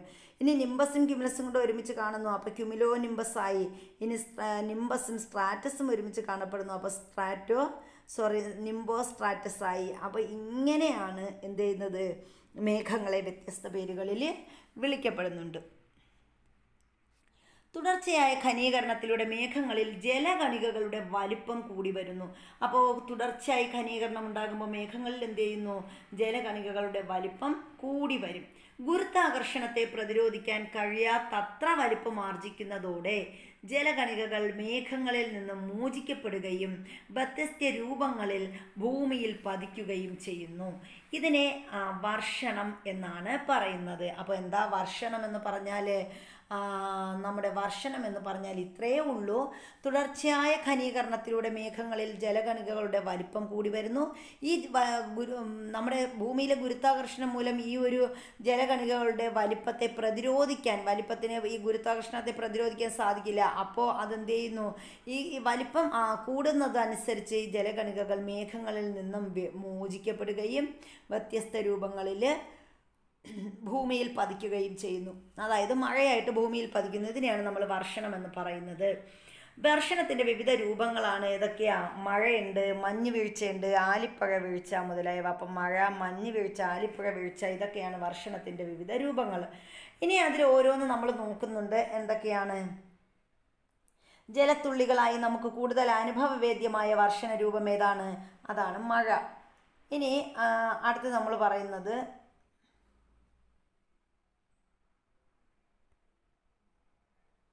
ശൈത്യകാലാവസ്ഥ പ്രദേശങ്ങളിലും മിതോഷ്ണ കാലാവസ്ഥ പ്രദേശങ്ങളിലെ പ്രദേശങ്ങളിൽ ശൈത്യകാലത്തും അന്തരീക്ഷ താപനില 0°C താഴെയായതിനാൽ വർഷണം നേർത്ത ഹിമപരലുകളുടെ രൂപത്തിലാണ് ഉണ്ടാകുക. ഇതാണ് മഞ്ഞ് വീഴ്ച അല്ലെങ്കിൽ സ്നോഫാൾ എന്നൊക്കെ പറയും. നമ്മൾ ചില സ്ഥലങ്ങളിലൊക്കെ പോകുമ്പോൾ അവിടെ സ്നോഫാൾ നല്ല മഞ്ഞിങ്ങനെ വീണുകൊണ്ടിരിക്കും. ചില കാശ്മീരിലൊക്കെ ഉണ്ട് മഞ്ഞിങ്ങനെ എന്ത് ചെയ്യും, വീണുകൊണ്ടിരിക്കും. അപ്പോൾ ഇതിനെയാണ് നമ്മൾ, അതെന്തുകൊണ്ടാണ് സാധിക്കുന്നത്? ശൈത്യ കാലാവസ്ഥാ പ്രദേശങ്ങളിലും അതുപോലെ മിതോഷ്ണ കാലാവസ്ഥാ പ്രദേശങ്ങളിൽ ശൈത്യകാലത്തും എന്ത് ചെയ്യും, അന്തരീക്ഷ താപനില 0°C താഴെയാകും. അപ്പോൾ എന്ത് ചെയ്യുന്നു, വർഷണം നേർത്ത ഹിമപരലുകളുടെ രൂപത്തിലാണ് ഉണ്ടാകുന്നത്. അതിനെയാണ് നമ്മൾ എന്തെന്ന് പറയുന്നത്? മഞ്ഞ് വീഴ്ച എന്ന് പറയുന്നത്. മേഘങ്ങളിൽ നിന്നും മോചിപ്പിക്കപ്പെട്ട ജലകണികകൾ അന്തരീക്ഷത്തിന് വിവിധ തലങ്ങളിൽ വെച്ച് ആവർത്തിച്ചുള്ള ഘനീകരണത്തിന് വിധേയമാകുന്നതിനാൽ പാളികളായി തണുത്തുറഞ്ഞ് മഞ്ഞുകട്ടകളുടെ രൂപത്തിൽ ഭൂമിയിൽ പതിക്കുന്നു. ഇതിനെ ആലിപ്പഴ വീഴ്ച എന്നാണ് പറയുന്നത്. അപ്പോൾ എന്താ എങ്ങനെയാണ് ആലിപ്പഴം ഉണ്ടാകുന്നത്? മേഘങ്ങളിൽ നിന്നും മോചിപ്പിക്കപ്പെട്ട ജലകണികകൾ അന്തരീക്ഷത്തിൻ്റെ വിവിധ തലങ്ങളിൽ വച്ച് ആവർത്തിച്ചുള്ള ഘനീകരണത്തിന് വിധേയമാകുന്നതിനാൽ അവ പാളികളായിട്ട് എന്ത് ചെയ്യുന്നു, തണുത്തുറഞ്ഞ് മഞ്ഞുകട്ടകളുടെ രൂപത്തിൽ ഭൂമിയിൽ പതിക്കുന്നു. ഇതിനെ നമ്മൾ എന്തെന്ന് പറയുന്നു? ആലിപ്പഴ വീഴ്ച എന്ന് പറയുന്നു. അപ്പോൾ ഇത് കണ്ടോ, ഇതാണ് ആലിപ്പഴം എന്ന് പറയുന്നത്. നമ്മൾ വിചാരിക്കും എന്തോ പഴങ്ങൾ വീഴുന്ന പോലെ നമുക്ക് തോന്നും.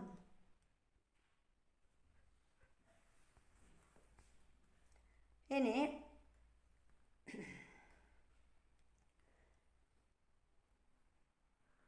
അടുത്ത് മഴ എങ്ങനെയല്ല. അപ്പോൾ എങ്ങനെയൊക്കെയാണ് മഴ ഉണ്ടാകുന്നതെന്ന് നമ്മൾ നോക്കുന്നത്. കടലിൽ നിന്നും നീരാവി പൂരിതമായ കാറ്റ് കരയിൽ പ്രവേശിക്കുകയും പർവ്വതച്ചെരുവുകളിൽ തട്ടി ഉയരുകയും ചെയ്യുന്നു. ഇത് കാറ്റിന് അഭിമുഖമായ പർവ്വതവശത്ത് ഖനീകരണത്തിനും മഴമേഘങ്ങളുടെ രൂപീകരണത്തിനും ഇടയാക്കുന്നു. ഇത്തരത്തിലുണ്ടാകുന്ന മഴയെ പർവ്വതമഴ എന്ന് വിളിക്കുന്നു. അപ്പോൾ പർവ്വതമഴ എന്ന് പറഞ്ഞാൽ എന്താണെന്നാണ് നമ്മൾ പറഞ്ഞത്. നമുക്കറിയാം എന്താണ്, കടലിൽ നിന്നും നീരാവി പൂരിതമായ കാറ്റ് എങ്ങോട്ട് വരും? കരയിലോട്ട് വരും. ഇനി അത് പർവ്വതച്ചരിവുകളിൽ തട്ടി എന്ത് ചെയ്യുന്നു? ഉയരുന്നു. ഇത് കാറ്റിന് അഭിമുഖമായ പർവ്വതവശത്ത് ഖനീകരണത്തിനും മഴമേഘങ്ങളുടെ രൂപീകരണത്തിനും ഇടയാക്കുന്നു. ഇത്തരത്തിലുണ്ടാകുന്ന മഴയ്ക്ക് നമ്മൾ പറയുന്നതാണ് പർവ്വതമഴ. ഇനി എന്താണ്? കാറ്റിന് അഭിമുഖമായ വശങ്ങളിൽ കൂടുതൽ മഴ ലഭിക്കുമ്പോൾ മറുവശങ്ങളിൽ താഴ്ന്നിറങ്ങുന്നത് വരണ്ട കാറ്റായതിനാൽ അവിടങ്ങളിൽ മഴ ലഭിക്കുന്നില്ല. അപ്പോൾ ഒരു ഭാഗത്ത് മാത്രമേ, കാറ്റിന് അഭിമുഖമായ ഭാഗത്ത് മാത്രമേ മഴ ലഭിക്കുകയുള്ളൂ. ഇനി കാറ്റിന് അഭിമുഖം നേരെ എതിർ ഭാഗത്ത് അവിടെ എന്താണ്? അവിടെ മഴ ലഭിക്കാത്ത പ്രദേശമാണ്. അവിടെ ആ വശങ്ങളിൽ എന്ത് ചെയ്യത്തില്ല? വരണ്ട കാറ്റായതിനാൽ അവിടങ്ങളിൽ എന്തുണ്ടാവില്ല? മഴ ലഭിക്കുന്നില്ല. ഇത്തരം പ്രദേശങ്ങളെ നമ്മൾ എന്തെന്ന് പറയുന്നു? മഴ നിഴൽ പ്രദേശങ്ങളെന്ന് പറയുന്നു. ഇനി ഉഷ്ണകാലത്ത് ഉച്ചതിരിഞ്ഞുള്ള സമയങ്ങളിൽ മഴയുണ്ടാകുന്നത് നിങ്ങൾ ശ്രദ്ധിച്ചിട്ടില്ലേ? സംവഹന പ്രക്രിയയിലൂടെയാണ് ഇതുണ്ടാകുന്നത്. അപ്പം നമുക്കറിയാം ഭയങ്കര ചൂടുള്ള സമയത്ത് എന്ത് ചെയ്യുന്നു? ഉച്ച കഴിയുമ്പോൾ നല്ല മഴയുണ്ടാകും. അതിന് കാരണം എന്താണ്? സംവഹന പ്രക്രിയയിലൂടെയാണ് ഇത്തരത്തിൽ മഴയുണ്ടാകുന്നത്. ഇത്തരത്തിലുണ്ടാകുന്ന മഴയെയാണ് നമ്മൾ സംവഹന വൃഷ്ടി എന്ന് വിളിക്കുന്നത്. അപ്പം ഇങ്ങനെ ഉണ്ടാകുന്ന മഴയ്ക്ക് എന്തെന്ന് പറയും? സംവഹന വൃഷ്ടി എന്ന് വിളിക്കുന്നു. ഭൂമധ്യരേഖ കാലാവസ്ഥാ പ്രദേശങ്ങളിൽ ഏറെക്കുറെ എല്ലാ ദിവസവും സംവഹന വൃഷ്ടി ഉണ്ടാകുന്നു. അപ്പോൾ ഭൂമധ്യരേഖ കാലാവസ്ഥാ പ്രദേശങ്ങളിലാണ് കൂടുതലായിട്ട് എന്തുണ്ടാകുന്നത്? സംവഹന വൃഷ്ടി ഉണ്ടാകുന്നത്. ഇതെന്തുകൊണ്ടാണെന്ന് ചോദിച്ചിട്ടുണ്ട്. നമുക്കറിയാം ഭൂമധ്യരേഖയിൽ എന്ത് ചെയ്യുന്നു? സൂര്യൻ്റെ ചൂട് ലംബമായി പതിക്കുന്ന അവിടെയാണ്. അതുകൊണ്ടാണ് അവിടെ അങ്ങനെ സംഭവിക്കുന്നത്. ഇനി നമ്മൾ പറയുന്നത് സാധാരണയായി ഉച്ച തിരിഞ്ഞാണ് ഇത്തരത്തിൽ മഴ ഉണ്ടാകുന്നത്. അതായത് സംവഹന വൃഷ്ടി ഉണ്ടാകുന്നത് എപ്പോഴാണ്? ഉച്ച കഴിഞ്ഞാണ് ഉണ്ടാകുന്നത്. എന്നതിനാൽ സംവഹന മഴയെ 4 മണി മഴ, 4 o'clock റെയിൻ എന്നും വിളിക്കാറുണ്ട്. അപ്പോൾ 4 o'clock റെയിൻ എന്നറിയപ്പെടുന്ന അല്ലെങ്കിൽ 4 മണി മഴ എന്നറിയപ്പെടുന്ന മഴ ഏതാണെന്ന് ചോദിക്കാം. അതാണ് സംവഹന മഴ. ഇനി ഒരു ചക്രവാത വ്യവസ്ഥയിൽ ഉഷ്ണവായുവും ശീതവായുവും കൂടിച്ചേരുമ്പോൾ ഭാരം കുറഞ്ഞ ഉഷ്ണവായു ഉയർത്തപ്പെടുകയും തുടർന്ന് ഖനീകരണത്തിനും മഴയ്ക്കും കാരണമാകുകയും ചെയ്യുന്നു. ഇതാണ് ചക്രവാത വൃഷ്ടി എന്ന് പറയുന്നത്, അല്ലെങ്കിൽ സൈക്ലോണിക് റെയിൻഫോൾ എന്ന് പറയും. അപ്പോൾ എന്താണ് സൈക്ലോണിക് റെയിൻഫോൾ എന്ന് പറഞ്ഞാൽ? ചക്രവാത വ്യവസ്ഥയിൽ ഈ ഉഷ്ണവായുവും ശീതവായുവും കൂടിച്ചേരുമ്പോൾ എന്ത് ചെയ്യുന്നു? ഭാരം കുറഞ്ഞ ഉഷ്ണവായു ഉയർത്തപ്പെടുകയും അത് ഘനീകരണത്തിനും മഴയ്ക്കും കാരണമാവുകയും ചെയ്യുന്നു. ഇതാണ് ചക്രവാത വൃഷ്ടി എന്ന് പറയുന്നത്. ഉഷ്ണശീതവായു സഞ്ചയങ്ങൾ സംയോജിക്കുന്ന അതിരുകളെയാണ് വാതമുഖങ്ങൾ എന്നാണ് വിളിക്കുന്നത്. അപ്പോൾ ഉഷ്ണവായു ശീതവായു ഇവ സംയോജിക്കുന്ന അതിരുകളെ നമ്മൾ എന്തെന്ന് വിളിക്കുന്നു? വാതമുഖങ്ങൾ എന്നാണ് വിളിക്കുന്നത്. അതിനാൽ ഇത്തരം മഴയെ വാതമുഖ മഴ എന്നും വിളിക്കുന്നു. അപ്പോൾ വാതമുഖ മഴ എന്നറിയപ്പെടുന്നതാണ് സൈക്ലോണിക് റെയിൻഫോൾ അല്ലെങ്കിൽ ചക്രവാത വൃഷ്ടി അറിയപ്പെടുന്ന മറ്റൊരു പേരാണ് എന്ത്? വാതമുഖ മഴ എന്നും പറയുന്നത്. ജീവഗ്രഹമായ നമ്മുടെ ഭൂമിയിലെ സകല സ്പന്ദനങ്ങളും നിലനിർത്തുന്നത് സൂര്യനാണെന്ന് ബോധ്യമായല്ലോ. അതുപോലെ ഭൂമിക്ക് ഒരു സ്വാഭാവിക താപസന്തുലന സംവിധാനമുണ്ടെന്ന് നിങ്ങൾ മനസ്സിലാക്കിയല്ലോ. അന്തരീക്ഷത്തിൻ്റെ ഘടക സംരചനയിൽ ത്വരിതമാറ്റമുണ്ടാകുന്നതിലൂടെ മേൽപ്പറഞ്ഞ താപസന്തുലനം സാധ്യമാകാതെ വരുന്നു എന്ന് പഠനങ്ങൾ വെളിവാക്കുന്നു.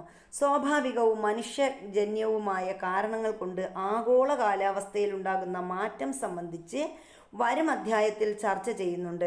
അപ്പോൾ അശാസ്ത്രീയവും പരിസ്ഥിതി സൗഹാർദ്ദപരമല്ലാത്തതുമായ മനുഷ്യ ഇടപെടലുകൾ സ്വയം നിയന്ത്രിച്ച് അന്തരീക്ഷത്തിൻ്റെ ലോല സന്തുലനം നിലനിർത്തുക വഴി ഇനിയും തലമുറകൾക്ക് ഭീഷണിയില്ലാതെ ജീവിക്കാൻ കഴിയുന്ന തരത്തിൽ ഈ ജീവഗ്രഹത്തെ നമുക്ക് സംരക്ഷിക്കാൻ കഴിയണം. അതിന് മുമ്പ് നമുക്ക് വളരെ ഇമ്പോർട്ടൻ്റ് ആയിട്ട് കുറച്ച് ഭാഗം കൂടെ പറയാനുണ്ട്. ഇവിടെ അതിതീവ്ര മഴയും മേഘവിസ്ഫോടനവും എന്നും പറഞ്ഞിട്ട് ഒരു ചെറിയ ബോക്സ് തന്നിട്ടുണ്ട്. നോക്കാം എന്താണെന്ന്. ചില പ്രത്യേക പ്രദേശങ്ങളിൽ വളരെ ചുരുങ്ങിയ സമയം കൊണ്ട് വൻതോതിൽ മഴയുണ്ടാകുന്ന പ്രതിഭാസത്തെയാണ് അതിതീവ്ര മഴ എന്ന് വിശേഷിപ്പിക്കുന്നത്. അപ്പോൾ ചില സ്ഥലങ്ങളിലൊക്കെ നമ്മളിത് കണ്ണടച്ച് തുറക്കുന്നതിനിടയിൽ ഭയങ്കര മഴയുണ്ടാകും അല്ലേ? ഈ ഇത്തരം മഴയെ നമ്മൾ പറയുന്ന പേരാണ് അതിതീവ്ര മഴ. കണ്ണടച്ച് തുറക്കുന്നതിനിടയിൽ പെയ്യുന്ന മഴ. ഇത് മിന്നൽ പ്രളയങ്ങൾക്കും ഉരുൾപൊട്ടലിനും കാരണമാകുന്നു. അപ്പോൾ ഇതിൻ്റെ പ്രത്യേകത എന്താണ്? മിന്നൽ പിണരുകൾക്കും അതുപോലെ ഈ അതിതീവ്ര മേഘസ്ഫോടനങ്ങൾക്ക്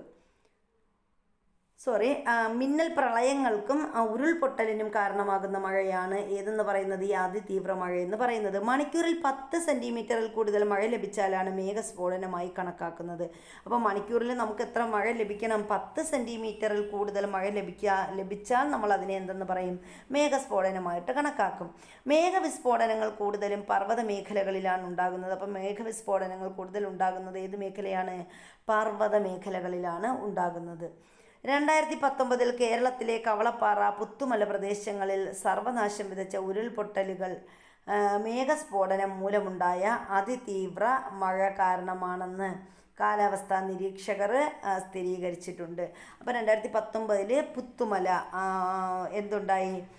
കവളപ്പാറ, കേരളത്തിലെ പുത്തുമലയിലും കവളപ്പാറയിലും എന്തുണ്ടായി? മഴയുണ്ടായി. ഇത് എന്തിൻ്റെ ഭാഗമായിട്ടാണ്? ഈ മേഘസ്ഫോടനത്തിൻ്റെ ഭാഗമായിട്ടാണ് ഉണ്ടായതെന്നാണ് കാലാവസ്ഥാ പ്രവചനം. ഇനി 2024 മുണ്ടകൈ ചൂരൽമല ഉരുൾപൊട്ടലുകളിലും മേഘസ്ഫോടനം കാരണമാണെന്ന് കണക്കാക്കുന്നു.